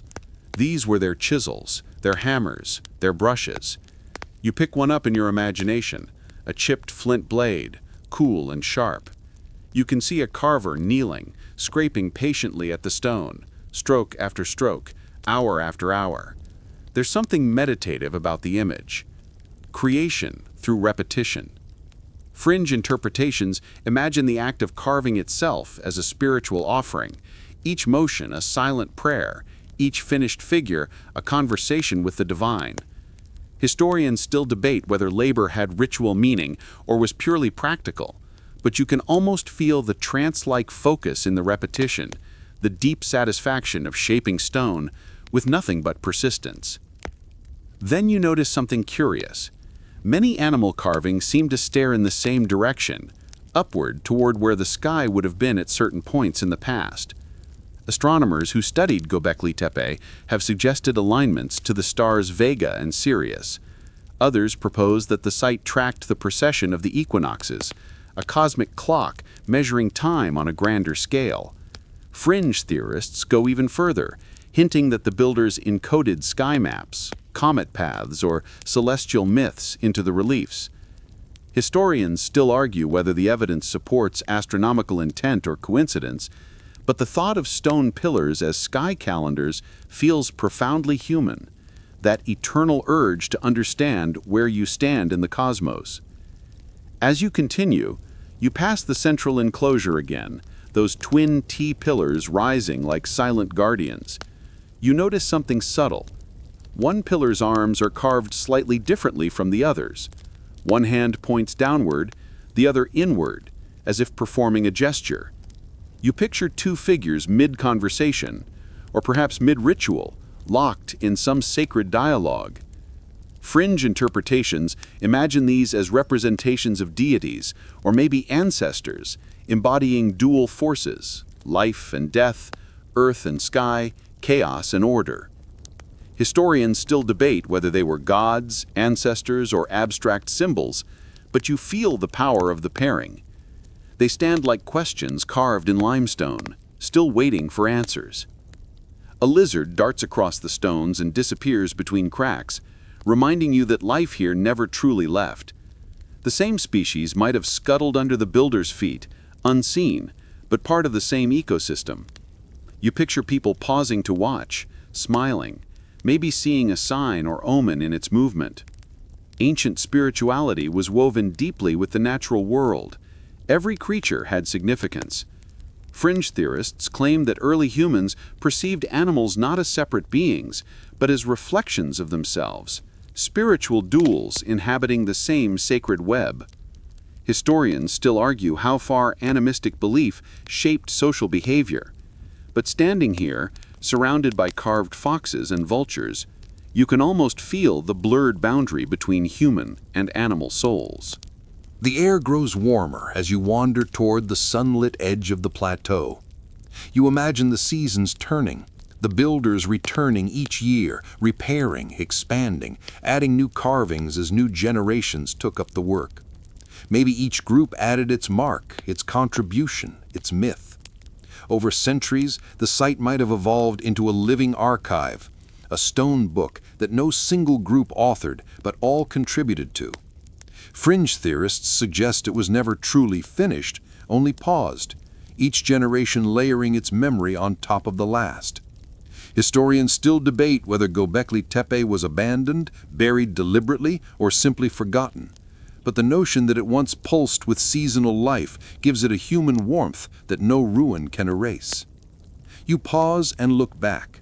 The entire landscape now seems different, less an archaeological site and more a frozen moment in a long collective dream. The pillars, once stark and imposing, now seem soft under the golden light, like the bones of something immense and ancient just beneath the Earth's surface. Fringe theorists sometimes call Göbekli Tepe the fingerprint of the gods, but you suspect it's something more personal, the fingerprint of humanity's awakening curiosity. Historians still argue what that awakening meant, but for you, it feels like a whisper from your own distant ancestors saying, "We began here, we looked up, we wondered." You sit on a flat rock, watching the light fade and shadows stretch across the stones. The same sun that shone on them 12,000 years ago now warms your face. Time folds inward, and you feel the strange intimacy of shared wonder across millennia. You think about how fragile knowledge can be, how entire civilizations rise, leave their monuments, and then vanish beneath soil and myth. And yet something persists. Maybe that's what Göbekli Tepe was truly about, not religion or astronomy or social structure, but remembrance, a physical vow against forgetting. Fringe theorists might argue it's humanity's first attempt at immortality through architecture. Historians still debate whether that interpretation is poetic or plausible, but you find comfort in the thought. Before you rise to leave, you glance once more at the paired pillars. The silence between them feels alive, as if holding a conversation you can almost, but not quite, hear. Maybe you think that's the point. Göbekli Tepe doesn't give answers. It gives questions, big, beautifully inconvenient questions that make you feel small and vast at the same time. You take one last breath of dry, warm air, filling your lungs with the scent of ancient dust, and step quietly away, leaving the stones to keep their vigil under the endless Anatolian sky. You descend the gentle slope of Göbekli Tepe, the afternoon light turning honey gold over the limestone pillars. The site, from this angle, looks less like a ruin and more like a great fossilized heartbeat, a memory half buried in the land, still pulsing beneath the surface. You pause, half expecting to hear something from the ground. The murmur of chants, the rhythmic thud of drums echoing from a time before time. The silence that answers you is profound, not empty, but full, as if the earth itself is listening back. You realize that the most curious thing about Göbekli Tepe isn't how it was built, but why it was buried. Archaeologists agree that at some point, thousands of years after its creation, the builders deliberately entombed their masterpiece under layers of earth and debris. This wasn't the slow burial of neglect, it was intentional, almost ritualistic. The act of covering those pillars was done carefully, as though the builders were closing a sacred chapter. Fringe theories propose that the burial was a symbolic gesture, sealing away divine knowledge or preserving the site for future generations. Historians still argue whether it was an act of reverence, fear, or practicality, but the mystery adds yet another veil to the site's enigma. You crouch and scoop up a handful of soil, fine and warm between your fingers. Somewhere within layers just like this, archaeologists found carved fragments, animal bones, and tools, all jumbled together, as if the burial was both deliberate and hurried. You imagine the people who did this, men and women who had grown up beneath those towering pillars, now deciding it was time to hide them. What kind of decision must that have been? To bury your own masterpiece? The very symbol of your gods, your ancestors, your purpose? Fringe theories suggest it might have been a cosmic reset, perhaps a response to a climatic catastrophe, an omen in the stars, or an attempt to appease angry deities. Historians still debate whether there was a drought, an epidemic, or simple cultural evolution behind the act. You find yourself picturing torches flickering against the stone as they shovel earth into the enclosures, whispering prayers into the night. The notion of endings brings a kind of melancholy, but also a strange peace. Civilizations rise and fall, ideas bloom and fade, and yet somehow they leave traces, stories etched into stone, fragments that future wanderers like you can touch. Maybe the builders knew this. Maybe they wanted to leave something behind that would outlast them. Fringe theories even suggest that the burial was meant to ensure preservation, that they wanted Göbekli Tepe to sleep beneath the soil until some distant age of rediscovery. Historians still argue whether prehistoric people could think that far ahead, but looking around at the meticulous craftsmanship, you wouldn't bet against it. You begin to imagine the final days of activity here, the fires burning low, the air filled with dust and chants. Hunters turned farmers, their lifestyles shifting with the changing climate. The rituals that once bound them might have begun to feel different, less urgent, less central. Perhaps new ideas were emerging, the first seeds of organized agriculture, settled life, and private ownership. The sacred stones of Göbekli Tepe may have symbolized an older order, one that no longer fit the world they were building. Fringe theories paint this as a spiritual rebellion, the dawn of practicality overthrowing mysticism. Historians still debate whether the transition from ritual society to agricultural one was gradual or abrupt, but it feels like watching humanity shed one skin for another. You glance toward the distant plains, where fields now shimmer in the afternoon light. This is where wheat was first domesticated, not far from the very stones you've been walking among. Coincidence? Probably not. Archaeologists point out that the rise of agriculture and the decline of Göbekli Tepe occurred around the same time. Maybe the gatherings here taught people how to cooperate, how to plan, how to think ahead, lessons that naturally evolved into farming. Fringe theories go further, suggesting that the rituals themselves may have required surplus food, forcing people to grow more, store more, organize more. Historians still argue whether religion gave birth to agriculture or agriculture gave birth to religion, but the proximity of both here feels like the hinge of human history turning. You kneel beside a broken pillar, tracing a carved line with your finger. Maybe it was once a snake, or a river, or something else entirely. The meaning has eroded, but the act of carving, of choosing to mark the stone, still speaks loudly. That impulse to leave a sign, to communicate beyond one's own lifetime, is perhaps the most human thing there is. Fringe interpretations liken Göbekli Tepe to the first written page, a symbolic communication system not yet formalized into language. Historians still debate whether these carvings represent proto-writing or pure art. But as you look at them, you sense the spark of something revolutionary, consciousness reflecting on itself. The light begins to soften into evening tones. You imagine long ago the final sunset before the burial began, the last firelight dancing on the pillars, the final chants drifting away into silence. Maybe someone, an elder, a leader, a priest, watched it all and whispered a farewell. Fringe theories like to imagine that person as a kind of proto-historian, aware they were closing a chapter of time. Historians still debate whether such symbolic thinking existed then, but humans have always been sentimental creatures. It's comforting to think someone paused for a moment before covering the stones, understanding the weight of what they were losing. You stand again and take a slow walk around the perimeter. Beyond the excavated zones, the mound continues for hundreds of meters, still hiding secrets. Archaeologists using ground-penetrating radar have detected more circular enclosures beneath, untouched. You think about that, how only a fraction of Göbekli Tepe has been uncovered. What lies below might redefine everything again. New carvings, new alignments, new clues to who these people were. Fringe theorists even speculate that deeper layers could predate the known structures, suggesting a civilization older than we dare to imagine. Historians still debate whether the site's lower strata contain earlier phases or mere natural formations, but it's humbling to realize we've barely scratched the surface, literally. The sky deepens to amber, and long shadows stretch from the pillars like fingers pointing east. You think of the ancient stargazers who must have watched the same view, tracking constellations now shifted by precession. Maybe they saw stories up there, hunters, animals, spirits, reflected in the carvings below. Göbekli Tepe might have been their mirror to the cosmos.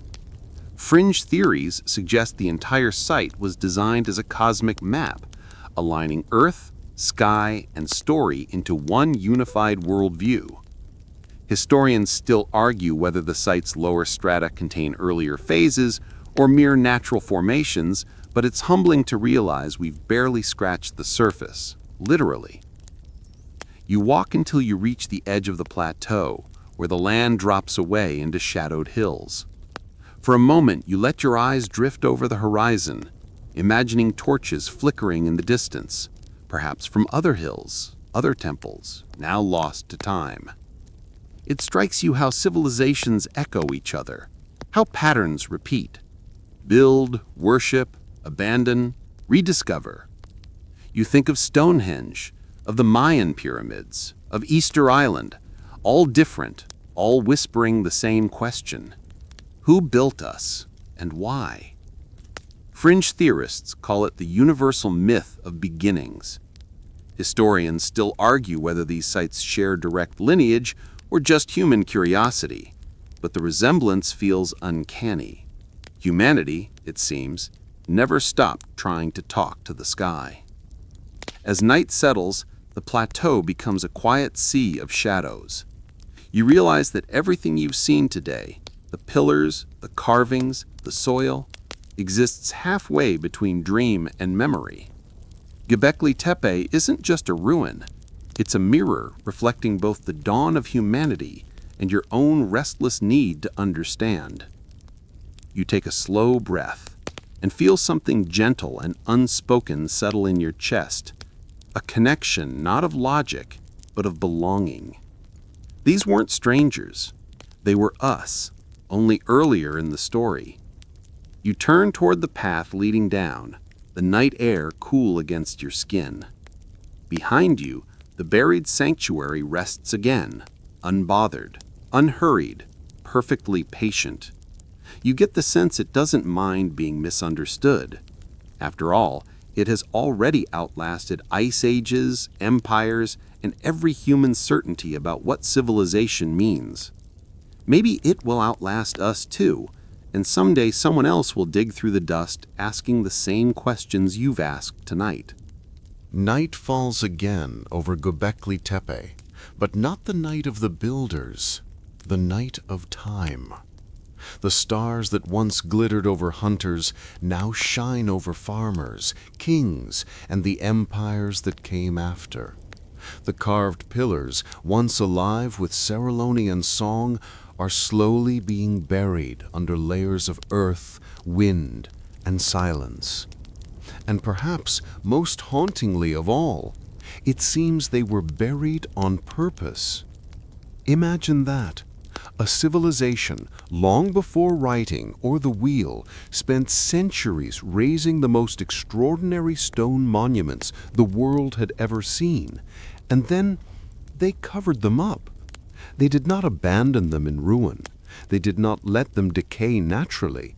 They entombed them with care, as if saying, "This is done. Let it sleep." When archaeologists first uncovered the site in the 1990s, they were stunned to find the stones so well preserved, sealed in their own grave of rubble and dust. Some thought an earthquake or storm had caused the collapse. Others suspected human hands. But the evidence pointed to something far stranger. The builders themselves seemed to have hidden their own legacy. Why would they do that?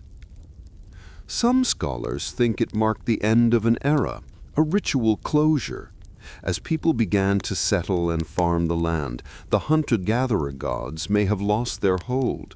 The old ceremonies of wild spirits carved in stone no longer match the rhythms of plows and crops. Perhaps the new farmers buried the temple as an act of reverence, not rejection. They were preserving the memory of what came before, not erasing it. Others imagine a deeper, more human reason: fear. Change is frightening, especially when the sacred order of the world begins to shift. The builders may have felt they were leaving behind the divine wilderness, the open hunt, the chase beneath the stars, and entering something less free, more bound by labor and routine. To bury Göbekli Tepe was to bury their own identity, to seal away the wildness that had defined them for millennia. And so the great rings of stone were swallowed by earth. For thousands of years the winds whispered over the mound, and no one remembered what lay beneath. Shepherds grazed their flocks across it. Farmers planted barley nearby. Empires rose and fell, and none suspected that beneath their feet slept a memory older than history itself. When Klaus Schmidt first arrived there in 1994, he thought he was looking at an ordinary hill, perhaps the ruins of a medieval fortress. But a few chips of carved limestone changed everything. As excavation began, the shapes of pillars emerged, smooth, towering, unmistakably deliberate. They were older than Stonehenge, older than the pyramids, and they told a story the world had forgotten to remember. Let's pause on that for a moment. The idea of forgotten memory. Humans, it seems, have always been both the creators and destroyers of their own history. We build monuments to be remembered, and yet inevitably time and change sweep them under sand, soil, or sea. The buried stones of Göbekli Tepe are not unique in that way, but what makes them extraordinary is that they were forgotten before history began. They are not prehistoric merely because they're old. They are prehistoric because there was no history to record their story in the first place. And that's where the haunting beauty of Göbekli Tepe lies. It sits precisely on the boundary between the dream and the dawn, between the age of myth and the age of memory. We often think of civilization as a straight line. We invent agriculture, then cities, then writing, then progress. But Göbekli Tepe whispers a different tale. It suggests that the impulse to build, to imagine the sacred in stone, came before we learned to farm, before we settled down, before we learned to write our names. What if, in fact, it was this temple, or ones like it, that inspired people to settle? Picture the scene thousands of years ago, tribes of hunters coming together every year, bringing game, skins, and songs. They build fires, feast, and dance under the stone gods. Over time, they need to feed more people for longer rituals. They plant a few seeds to keep the gatherings going. Then one year, they forget to move on. They stay. They become something new, the first villagers. In that sense, Göbekli Tepe may not only be the world's first temple, it may also be the world's first reason to stay. But nothing lasts forever, not even the sacred. The carvings grew faint, the rituals changed, and eventually the builders' descendants decided to bury their temple. Whether it was gratitude, fear, or reverence, we cannot know. But in doing so, they preserved it like a fossil in time, a message not to their children, but to us. And what a strange message it is. No words, no metal, no clay tablets, only animals, abstract symbols, and silence. The silence is almost deliberate. It invites us to listen differently, to sense rather than to read. When we look at those pillars, we're not just looking back in time. We're staring through a window into a world where gods had no names, where worship was carved from instinct rather than doctrine, a world where myth was not told but lived. Let's imagine for a moment the final ritual, the night they sealed the stones. The firelight flickers over the carvings, foxes, cranes, serpents. Shadows twist across the limestone. The air smells of smoke and earth. The elders murmur prayers no one will ever hear again. Then, with solemn hands, they begin to pile stones and sand around the pillars, covering the gods they once danced beneath. A generation later, only a mound remains. Shepherds play upon it, unaware that their ancestors' greatest creation lies beneath their feet. And time, ever patient, continues its slow erasing work. But time, as we know, never erases everything. Tens of millennia later, we come back with brushes, shovels, and satellite maps, with drones instead of drums. We peel away the layers, stone by stone, rediscovering not just a temple, but the echo of our own beginnings. And perhaps, if we listen closely enough, we can still hear them. The rhythm of the chisels, the low hum of chants rising with the wind, the builders, long gone, speaking through their craft. We were here before the story began. Remember us. As the dust settles, we realize something profound.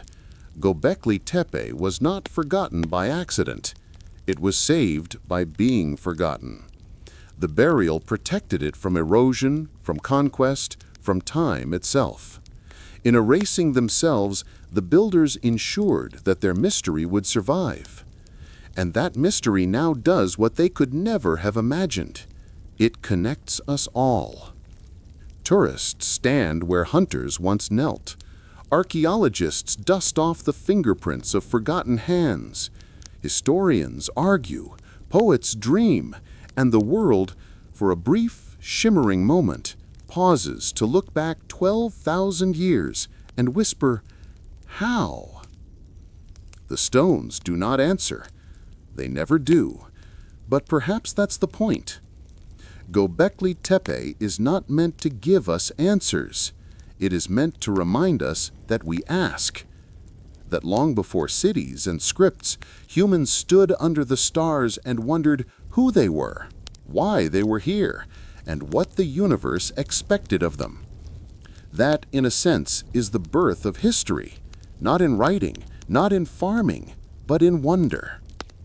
And maybe, just maybe, the builders wanted that wonder to last forever.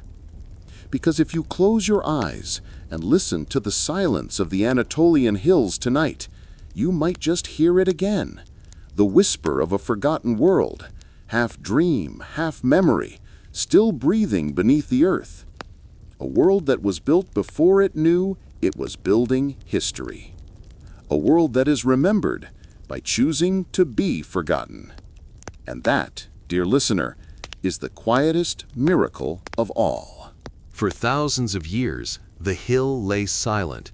The Anatolian winds brushed its slopes, carrying the scent of wheat and dust, and the occasional call of a shepherd's flute. Beneath that calm surface, the great stones of Göbekli Tepe slept, dreaming of hands long gone. Then, one day in 1994, the earth began to remember. A German archaeologist named Klaus Schmidt arrived in the region to study prehistoric sites. He was experienced, patient, and possessed that rare kind of curiosity that borders on reverence. When he first saw the hill, the locals called it Potbelly Hill. He didn't see mystery or legend. He saw limestone fragments, strange in shape and texture, half buried in the soil. Most archaeologists had dismissed the site years earlier. They believed it to be just another medieval ruin, too recent to hold much interest. But Schmidt saw something others missed. The faint curve of a pillar, the unnatural precision of a carved edge. He bent down, brushed away some dust, and in that moment he understood that the hill was hiding something ancient, something impossible. He later said it felt like the ground itself was whispering, "Dig here." What emerged from that whisper would rewrite the history of humanity. As excavation began, layer after layer revealed circles of immense T-shaped pillars, each several meters tall and weighing tons. Some bore carvings of animals, foxes, snakes, vultures, boars, all rendered with remarkable grace and purpose. The sheer scale and craftsmanship defied every assumption of what Stone Age people could do. Archaeologists soon realized that Göbekli Tepe wasn't a village, a fortress, or a tomb. It was a place of gathering, of ceremony, perhaps even the world's first temple. But how could that be? The site was dated to around 9600 BCE, 7,000 years before the pyramids, 6,000 before Stonehenge, and at least 2,000 before the invention of writing. Civilization, as we had always understood it, wasn't supposed to exist yet. Schmidt must have stood there stunned, brushing dust off a 12,000-year-old carving and thinking, everything we thought we knew is wrong. Until Göbekli Tepe, history had followed a comfortable story, a linear path. First, humans farmed. Then they settled. Then came temples, gods, and cities. But Göbekli Tepe shattered that sequence. The builders were not farmers. They were nomadic hunter-gatherers. They roamed the hills with spears, not plows. They had no metal, no pottery, no domesticated animals. And yet, they built this. It's as if a group of traveling poets and hunters decided one day to carve the cosmos into stone. The discovery forced historians to ask a question that seemed almost heretical. What if it wasn't agriculture that gave rise to civilization? What if it was religion? What if humans first gathered to worship, not to harvest? Imagine it. Small bands of people scattered across Mesopotamia, drawn together by a common awe, not of kings, but of the sky. The act of building Göbekli Tepe may have required coordination on a scale the world had never seen. Dozens, maybe hundreds of people working together for a shared vision. That cooperation, that needed to sustain workers and share resources, might have forced them to invent new ways of living, ways that would later become villages, farms, and cities. In other words, the temple didn't come after civilization. Civilization came after the temple. That revelation sent ripples through archaeology, anthropology, and even philosophy. The neat story of human progress, from caveman to farmer to city dweller, began to crumble. Instead, a new image emerged. Humans driven by imagination first, practicality second. We didn't build temples because we knew how to farm. We learned to farm because we wanted to build temples. This was perhaps Göbekli Tepe's greatest secret, that our first great leap forward was not born from survival, but from spirit. As more pillars were unearthed, the world watched in fascination. Archaeological journals published cautious reports. Documentaries called it the world's first temple. But beneath the headlines, a quiet awe persisted. Here was proof that 12,000 years ago, human beings were capable of artistry, organization, and belief on a cosmic scale.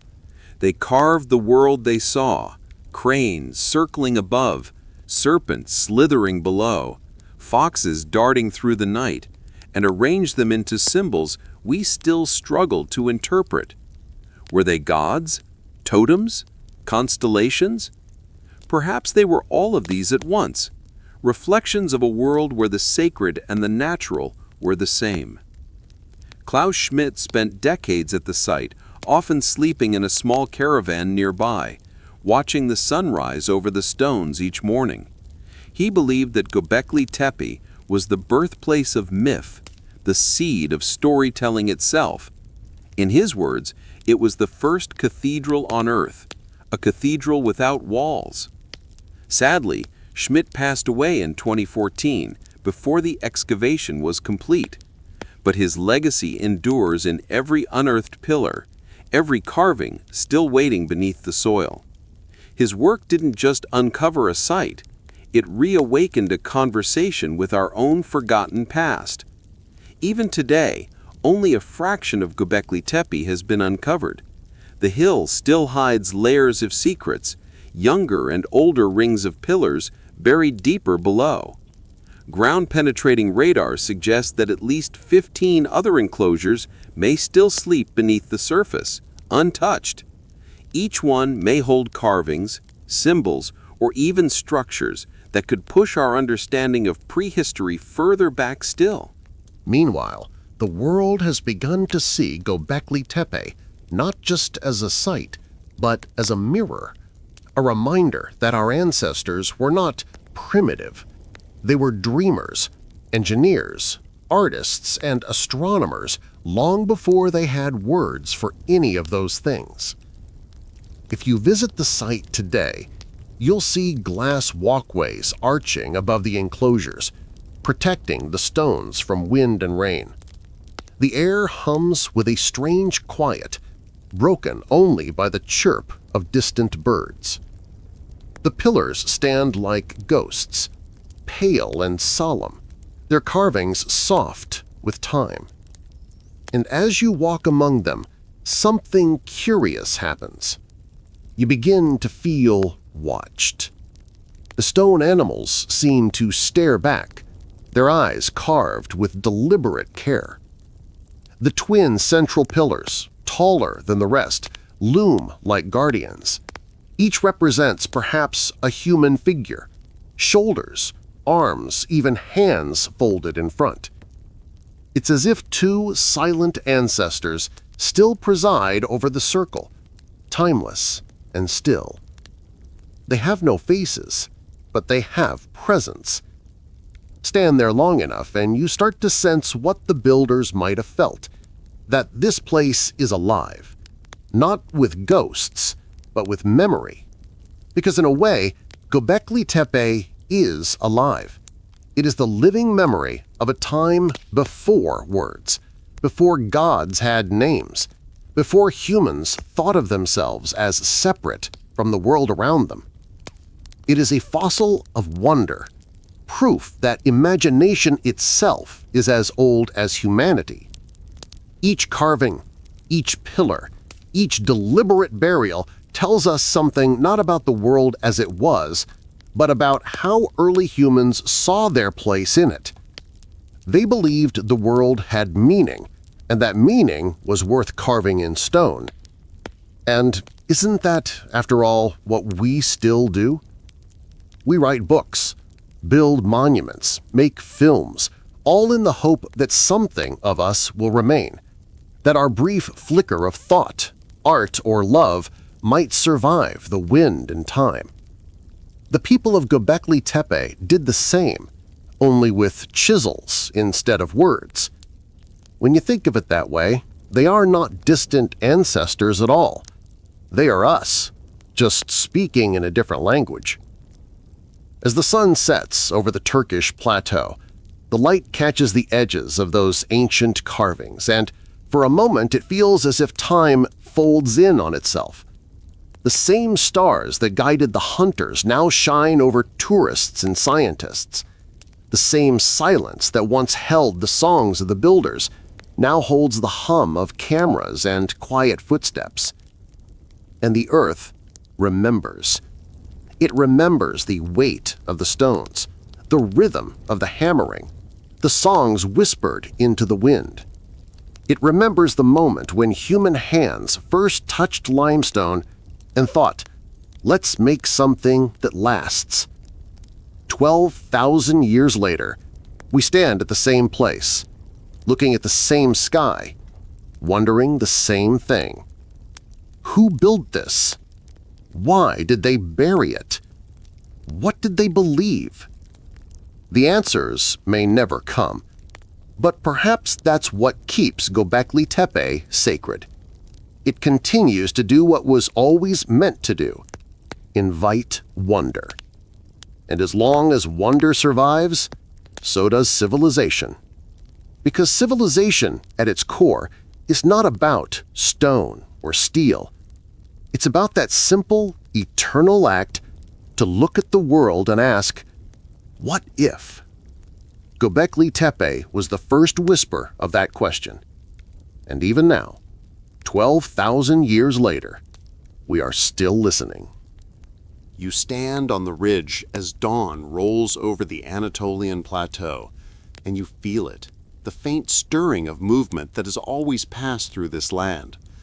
It's subtle at first, like the hum of bees in the distance, but if you listen carefully, you can almost hear footsteps, soft, deliberate, endless. The sound of people moving, carrying stories, tools, and memories across centuries. Because Göbekli Tepe was never alone. The builders, those enigmatic hunter-gatherers, were part of something larger, a slow tide of humans flowing through the Fertile Crescent. They wandered from the Taurus Mountains to the plains of Mesopotamia, from the Levant to the Zagros, chasing herds and seasons, always returning here, to this sacred mound, as if drawn by a gravitational pull of spirit and stone. You imagine them now, groups of 30, maybe 50, trudging under a pale blue sky. They wear hides and carry baskets woven from reeds. Some bring flint blades wrapped in leather. Others bear gourds filled with water from the Euphrates. They are nomads, yes, but not aimless. They move with purpose. They know where they are going because their ancestors' stories told them. And at the center of those stories is a hill where gods sleep. Archaeologists studying isotopic traces in animal bones found at Göbekli Tepe discovered something remarkable. Many came from distant regions. Gazelles from the plains, aurochs from far hills, even fish bones from rivers miles away. This wasn't just a local gathering, it was a pilgrimage. People came from everywhere. Some might have walked for weeks, others for months, just to stand here among the towering stones. What could compel someone to do that, without roads, maps, or written promises of reward? It had to be faith. Not in a single god, perhaps, but in the act of gathering itself, and shared wonder, shared fire, shared stories. You can almost picture the scene, the hillside dotted with temporary camps, smoke rising from hearths, laughter mingling with drumming. Children chasing each other between tents, elders seated in a circle, passing on myths of sky serpents and thunder spirits, the great stone rings visible above them, gleaming in moonlight like the ribs of a sleeping giant. Some scholars think this might have been the world's first network, not of trade in the modern sense, but of culture, an exchange of symbols, songs, and genes. The ancestors of different tribes meeting, feasting, and then moving on, carrying fragments of each other's beliefs to the next valley, the next generation. In this way, Göbekli Tepe didn't just exist in isolation. It radiated influence, like a campfire casting sparks into the night. Over time, those sparks became patterns. The animal carvings at Göbekli Tepe appear in abstracted forms at later sites across Anatolia and Mesopotamia. The fox, the vulture, the serpent all reappear as motifs in pottery and ritual art thousands of years later, as if the memory of the hill was carried forward in stories told and retold. Historians still argue whether this diffusion was deliberate or instinctive. Did priests carry the symbols intentionally as sacred marks, or did they simply drift through generations like dreams, half remembered, half reinvented? Either way, the echo remains. And echoes have strange ways of resurfacing. Some researchers suggest that the myths of Eden and the Great Flood may trace faintly back to this very region. The Fertile Crescent, the so-called cradle of civilization, is also the cradle of stories about beginnings and endings, creation and loss. You might recall how Göbekli Tepe was deliberately buried, its circles entombed by human hands. The act wasn't random. It was almost ceremonial, as if the builders were closing a chapter. Soon after, the first experiments in agriculture began in the surrounding valleys. Wild wheat, einkorn, lentils, plants once gathered by hand, now cultivated in small plots. It's hard not to see a connection. What if the burial of Göbekli Tepe wasn't an abandonment, but a transition? The hunters laid their sacred site to rest as they embraced a new way of life, the way of fields and homes and harvests. The temple became unnecessary because the people themselves became the temple. That, in a poetic sense, could be humanity's first migration of the spirit, from the wild to the settled, from wandering under stars to planting roots in soil. But the physical migrations continued. Groups moved east and west, carrying not just seeds, but stories. By 8000 BCE, small farming villages appeared in what's now Syria, Iraq, and Iran. The knowledge spread like pollen on the wind. You can trace it in the archaeological record. The same types of tools, the same flint styles, the same fascination with circles and animals. The people who built Göbekli Tepe may have been gone, but their vision, this idea that humans could shape the world through ritual, art, and cooperation, had gone viral 10,000 years before the internet. It's fascinating to think that migration, which we often picture as survival instinct, was also a transmission of meaning. Every journey, every campsite, every story told beside a fire carried fragments of a worldview that would later blossom into cities, myths, and religions. And in a quiet irony, the stones of Göbekli Tepe, once covered and forgotten, help us trace those invisible paths backward. When modern DNA analysis began comparing ancient remains from across the Near East, patterns emerged. Populations that once roamed freely were interlinked by shared ancestry. The genetic data whispered of kinship between those who built Göbekli Tepe and those who later raised the walls of Çatalhöyük, or planted the first fields near Jericho. In other words, the builders didn't vanish. They became everyone.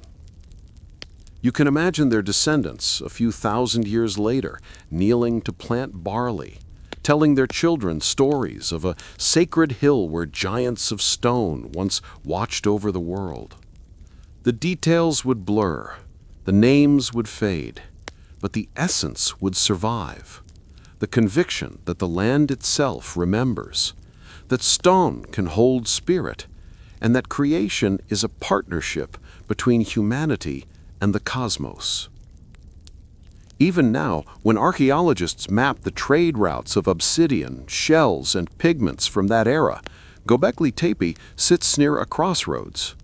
It's not hard to believe it was chosen precisely for that, a neutral meeting place where tribes from the north and south could gather without conflict. Maybe that's the oldest human miracle, that strangers could come together not for war, but for wonder. You think of the pilgrims trudging homeward after a feast, bellies full, spirits lifted. They carry more than meat and flint. They carry ideas. A carving they've memorized, a song they can hum, a story of how two great stone pillars stand like brothers, guarding the world from chaos. Centuries pass, the story changes shape, the names alter, but the essence of it remains. The brothers become gods, the hill becomes heaven, the serpent becomes temptation. And just like that, myth and memory blur. Historians still argue whether this migration of ideas directly seeded the mythic traditions that later emerged in Sumer or Egypt. Some say it's a coincidence. Others say it's continuity, the same way rivers change names but never lose their source. Whatever the truth, it's humbling to realize that a few hundred hunters on a windswept hill may have set in motion the great engine of civilization itself. You glance down from the ridge, and the plains below seem to ripple like an ocean. Somewhere out there, in the shimmer of heat, you imagine other groups moving, east toward the Zagros, west toward the Aegean, each carrying fragments of the same dream. They will invent pottery, script, and mathematics. They will raise ziggurats and pyramids, paint frescoes, and build myths so vast they will eclipse the stars. But all of it, every temple, every legend, will trace its lineage back to the same impulse that stirred on this hill, the need to make meaning visible. That, perhaps, is the truest migration of all, not of feet, but of thought.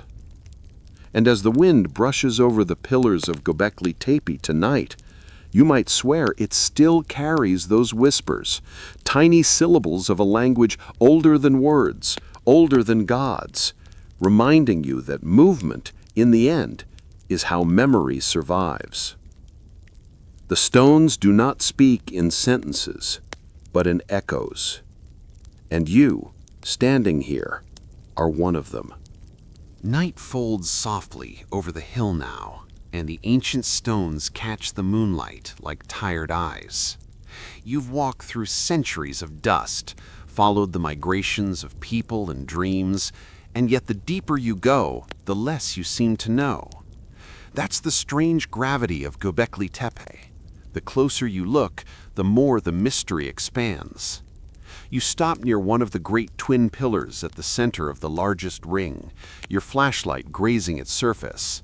The carved hands emerge from shadow, delicate, almost human. They rest against a belt carved around the pillar's waist. The fingers curve downward, frozen mid-gesture, as if reaching for something long forgotten. What were they doing? What did these silent guardians mean? Historians still argue whether these twin pillars represent deities, ancestors, or cosmic forces. Some say they embody man's earliest conception of divinity, not yet gods in the personal sense, but primal archetypes, half human, half symbol. Others suggest they're the first attempt at us, humanity immortalized in stone, abstracted yet unmistakably alive. Either way, there's something almost eerie in their restraint. These are not monsters or kings. They are serene, confident, watching. And in that calm gaze, you sense the paradox that defines Göbekli Tepe. The site feels both deeply familiar and utterly alien. Every archaeological discovery here seems to answer one question only by spawning 5 new ones. You've learned what they built, roughly when they built it, even hints of how.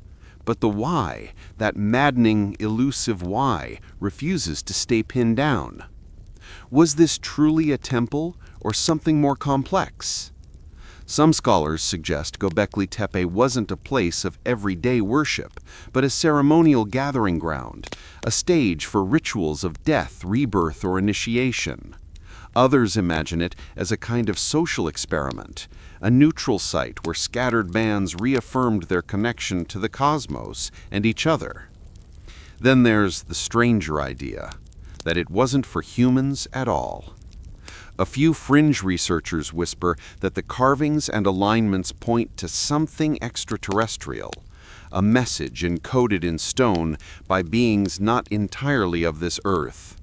It's the sort of theory that makes professional archaeologists sigh deeply into their coffee. But you have to admit, when you stand here under the same stars that shone 12,000 years ago, it doesn't feel entirely impossible.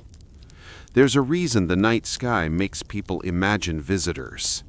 The site's precise geometry, the repetition of animal symbols, even the way the central pillars align with certain constellations, it's enough to make you wonder if the builders weren't mapping the heavens, trying to draw the cosmos closer to Earth.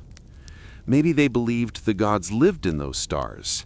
Maybe they thought by mirroring the sky below, they could invite them down to join the feast. That idea of heaven reflected on earth would later echo in every civilization that followed.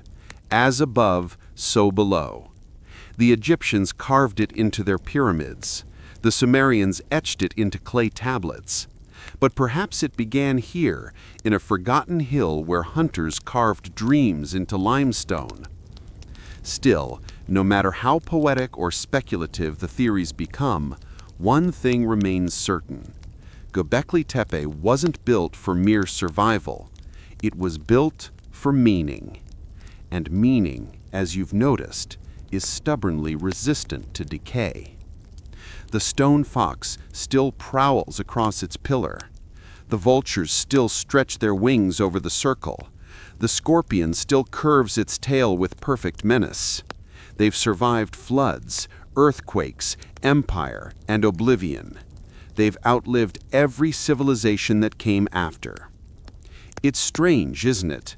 We often think of the ancient past as fragile, easily lost.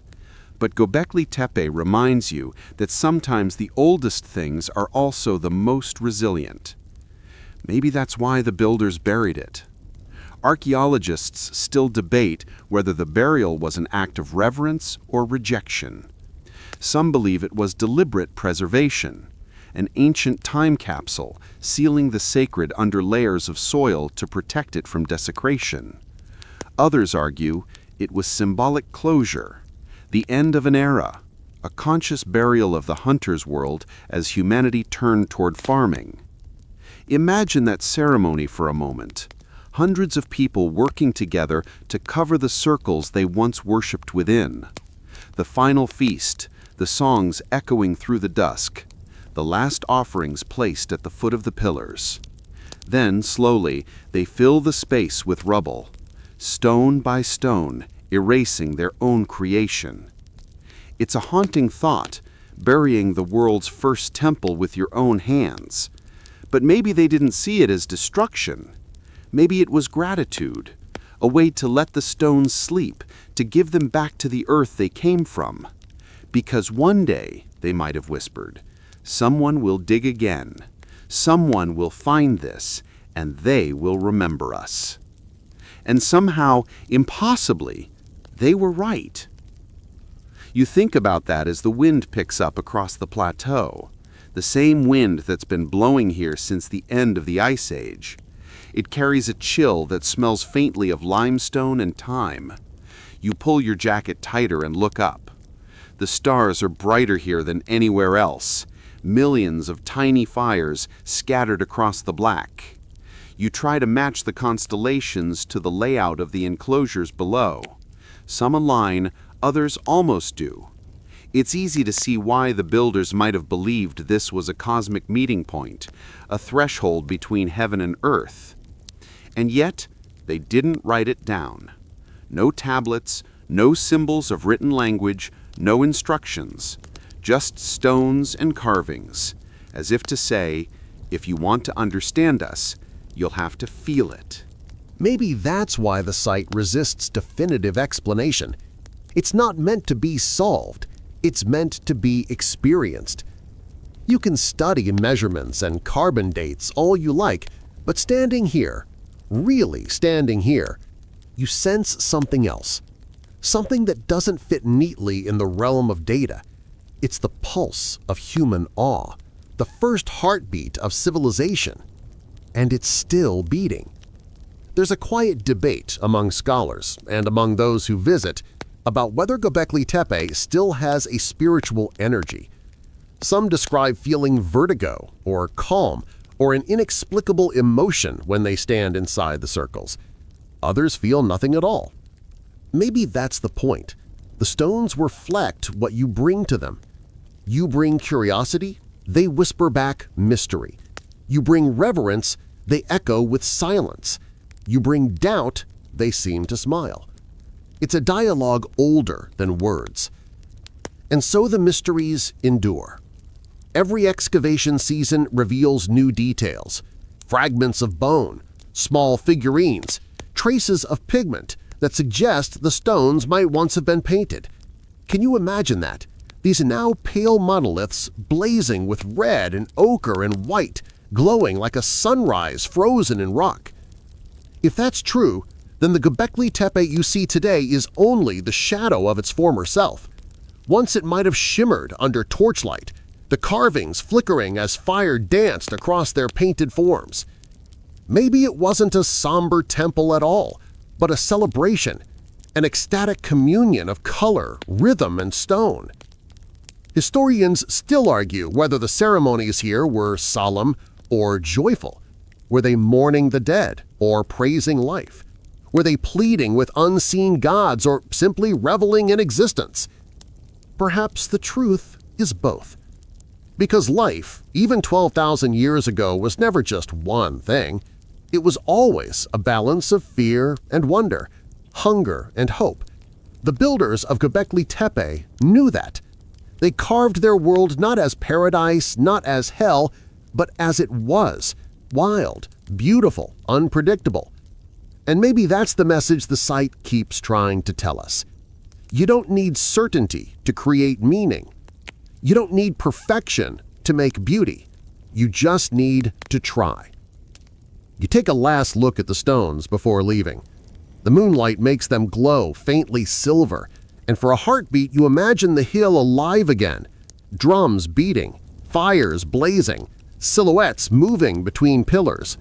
You can almost hear laughter, songs, the clang of stone tools, the murmur of stories told for the 1,000th time. Then it fades, leaving only the hum of the night wind. The mysteries of Göbekli Tepe endure not because they are unsolved, but because they are eternal. They remind us that humanity's first art, first faith, and first architecture were all born from the same yearning to make the invisible visible, to carve the unseen into something solid. And even now, in our age of satellites and screens, we are still doing the same thing. We build towers of glass instead of stone, speak to algorithms instead of stars. But the impulse is unchanged. We are still trying to understand where we came from and why. That more than anything is the inheritance of Göbekli Tepe. a place built by hands that sought connection across the dark, a message carved in silence and buried in hope, a mystery meant to endure long after its builders were dust. And it has. Because you're here, thousands of years later, still listening. Morning light creeps over the ridge, and Göbekli Tepe begins to glow again. Not gold this time, but pale, like an ancient memory surfacing from sleep. The air carries a faint chill, and for a brief moment it feels as though the site itself is waking beside you. You stand there, boots pressed into the same soil that once buried everything, the circles, the pillars, the carvings, even the dreams of the people who made them. Beneath your feet lies not only stone, but story, one that was deliberately hidden, like a secret humanity wasn't ready to face. The archaeologists call it a backfill, tons of rubble, dirt, and broken tools piled deliberately over the temples. But to you, it feels like a shroud. Not destruction, but a kind of ritual sleep. Why would anyone bury their greatest creation? It's a question that keeps returning, like a song half remembered. Maybe they feared what they had unleashed, not in a mythic sense, but in the quiet, human one. For Göbekli Tepe, the builders had done something dangerous. They had organized. They had turned chaos into order, the wild into the sacred, the wandering hunt into ceremony. And that small act of structuring the world may have been the first step towards civilization. Perhaps as the ceremonies grew larger, the gatherings longer, and the food scarcer, they realized they were changing something fundamental. The freedom of the hunt was fading. They were settling, even if just temporarily. Maybe they felt it, the shift from living with the land to living on it. In their attempt to reach the gods, they had also built the walls that would eventually confine them. So perhaps they buried it. Maybe this burial wasn't an end, but a warming, a soft-spoken farewell to an era of wildness, to a time when humans still saw themselves as part of nature's great web, not its master. And yet, humanity didn't listen. The people who came after the builders, their descendants, or at least their inheritors, learned to plant seeds. They built villages, they raised walls, and slowly Göbekli Tepe disappeared under the dust of its own prophecy. But not forever. 12,000 years later, a shepherd walked this same hill and noticed something strange, pieces of carved stone jutting out of the dirt. He called the authorities, and in 1994, a German archaeologist named Klaus Schmidt arrived. He brushed away a handful of soil, and beneath it, touched the edge of history's greatest secret. What began as curiosity became obsession. Year after year, Schmidt and his team revealed more, circles upon circles, pillars upon pillars, like pages of an unfinished book. And yet, for every structure unearthed, dozens more remained buried. In fact, most of Göbekli Tepe is still underground. Schmidt used to say that if they excavated it all, they'd destroy it in the process. The soil, ironically, is what kept it preserved, a deliberate burial that became its salvation. There's poetry in that. Humanity hides its first great dream from itself, only for the earth to guard it until we are ready to remember. You imagine the moment when Schmidt first stood in the main enclosure, brushing away centuries of silence. He once said, "This place changes everything we thought we knew." And he was right. Before Göbekli Tepe, archaeologists believed monumental architecture only came after agriculture, after people settled down, formed stable communities, and built temples as symbols of their permanence. But Göbekli Tepe shattered that timeline. Here, hunter-gatherers built temples before they built houses. They carved gods before they grew wheat. It wasn't agriculture that created civilization. It was belief. Belief came first. That revelation turned archaeology on its head. It suggested that humanity's hunger for meaning, not just food, may have been what truly drove us to stay in one place. Think about that for a moment. Not survival, not a necessity, but the desire to gather, to belong, to celebrate something larger than ourselves. Perhaps, in that sense, Göbekli Tepe wasn't a temple to gods, but to togetherness. It was a place where strangers could become a tribe, if only for a season. A place where songs were shared across dialects and stories traded like gifts. It was the first time people realized that collective awe could be more powerful than fear. You can almost hear it if you listen, drums echoing across the plateau, the hum of voices blending into chant, firelight flickering against stone foxes and vultures. And maybe, at the center, a figure steps forward, a shaman or a storyteller raising hands towards the stars. The crowd falls silent. The air trembles with anticipation. Words, lost to time, spill into the night, words that bind hundreds of hearts into one rhythm. For a few hours, maybe a few days, they were no longer just scattered hunters. They were something new, something like civilization. That, perhaps, was the dream buried beneath the rubble. Unity. But unity is fragile. Like the carvings on the stone, it can erode. You walked a little farther, toward the northern edge of the site, where the excavation pits give way to untouched earth. Somewhere under your feet, entire enclosures still sleep, hundreds of pillars yet to see daylight. Schmidt used to say that if they excavated it all, they'd destroy it in the process.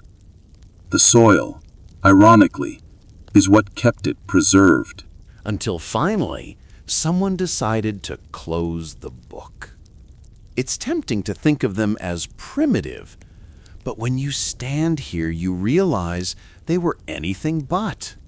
They knew astronomy, geometry, and animal anatomy better than most modern artists. They carried entire belief systems in their minds without a single written word. They didn't just carve stones, they carved consciousness. And perhaps unknowingly, they carved our future too. Because everything that came after, farming, cities, religion, art, empire, echoes the same impulse that drove the first hunter to lift a chisel and strike limestone, the need to make meaning visible. You kneel beside one of the excavated pillars and run your hand over its surface. It's cool and smooth despite its age. You think about how many hands must have done this before, shaping, cleaning, worshipping. The stone doesn't answer, but you feel something like recognition. For all our progress, we're still haunted by the same questions that drove those ancient hands. Who are we? Why are we here? What comes after this?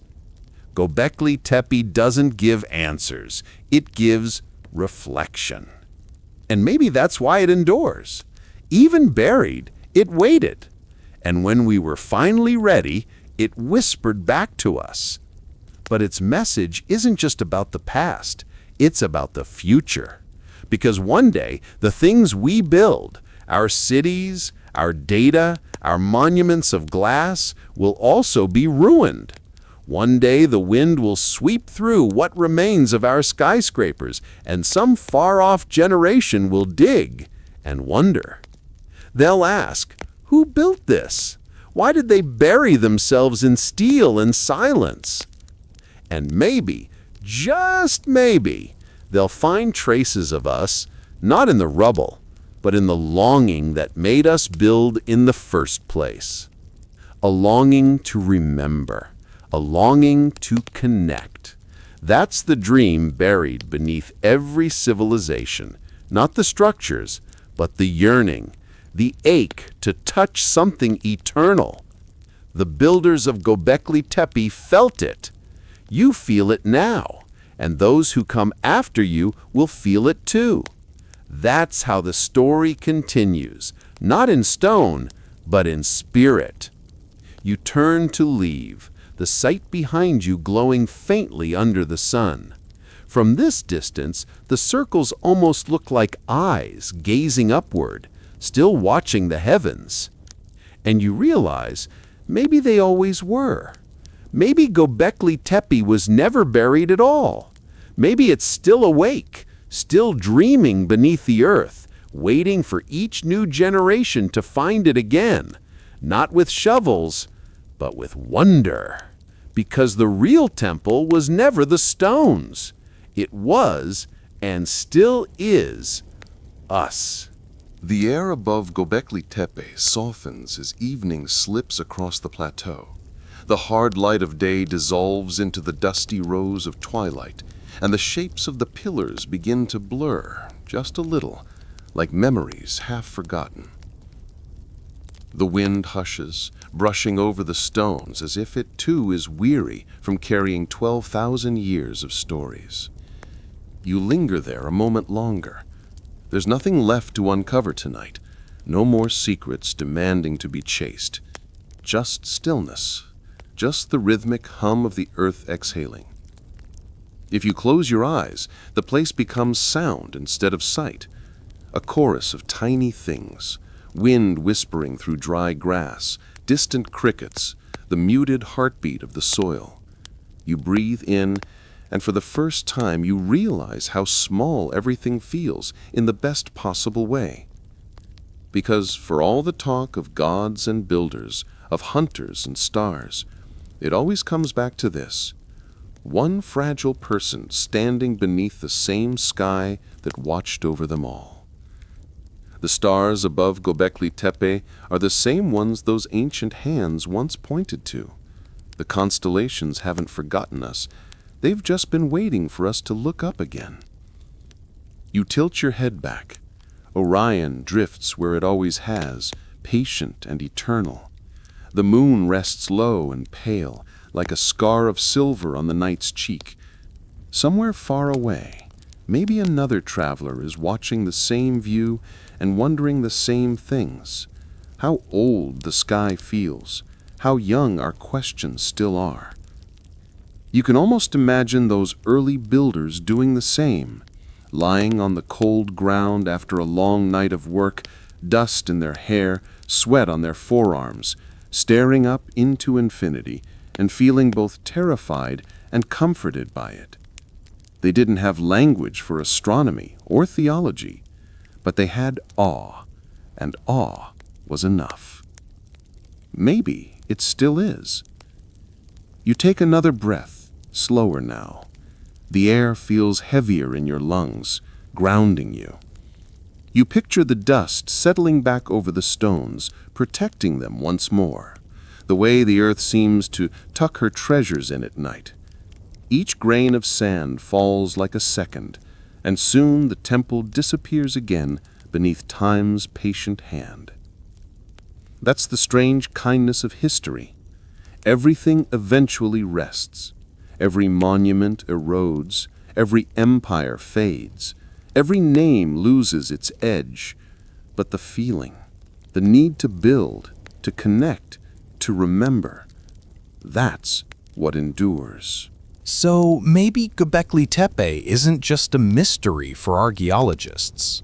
Maybe it's a mirror, a reminder that everything we build, temples, stories, even lives, are just brief shapes in the dust, carved out of wonder, then handed back to the earth.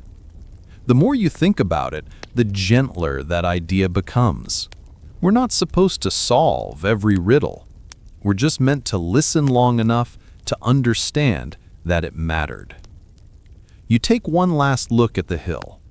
In the half-light, the stones almost seem to float. They're no longer monuments or puzzles, just silhouettes, breathing quietly with the land. You can almost hear them murmuring to each other through the soil, a language of vibrations too deep for words. And maybe that's how the builders still speak, through silence, through endurance, through the spaces between things. A faint breeze passes again, brushing against your face. It feels almost like a sigh, or maybe a good night. You whisper back without thinking, "Sleep well." And for a heartbeat, you feel that the place answers, not in sound, but in calm. As you turn away, the world stretches out into darkness, soft and wide. The hum of the night deepens, folding around you like a blanket. The rhythm of your breathing begins to match the quiet pulse of the earth. You walk slower now. Each step feels lighter, as if gravity itself has eased its grip. The stars shimmer above, the same ones that watched the hunters carve their dreams into stone. You wonder if they dreamed of us, if they imagined someone thousands of years later, standing in the same spot, whispering thanks. And maybe they did. Maybe they built all this not for gods or glory, but simply so someone, someday, would remember them. You do. You remember. That's enough. Now, let the sound of the wind take over. Let the hill fade behind you. The stories have been told, the questions have been asked, and the earth is quiet again. Your eyes grow heavier. The details blur. The stones, the stars, even your own thoughts. Everything slows. You breathe in one last time, feeling the warmth of the air as it drifts against your skin. Then you exhale, long and even, and let it all go. The wonder, the mystery, the weight of time. The builders sleep. The hill sleeps. And now, so do you. Sweet dreams. End of script. Sweet dreams.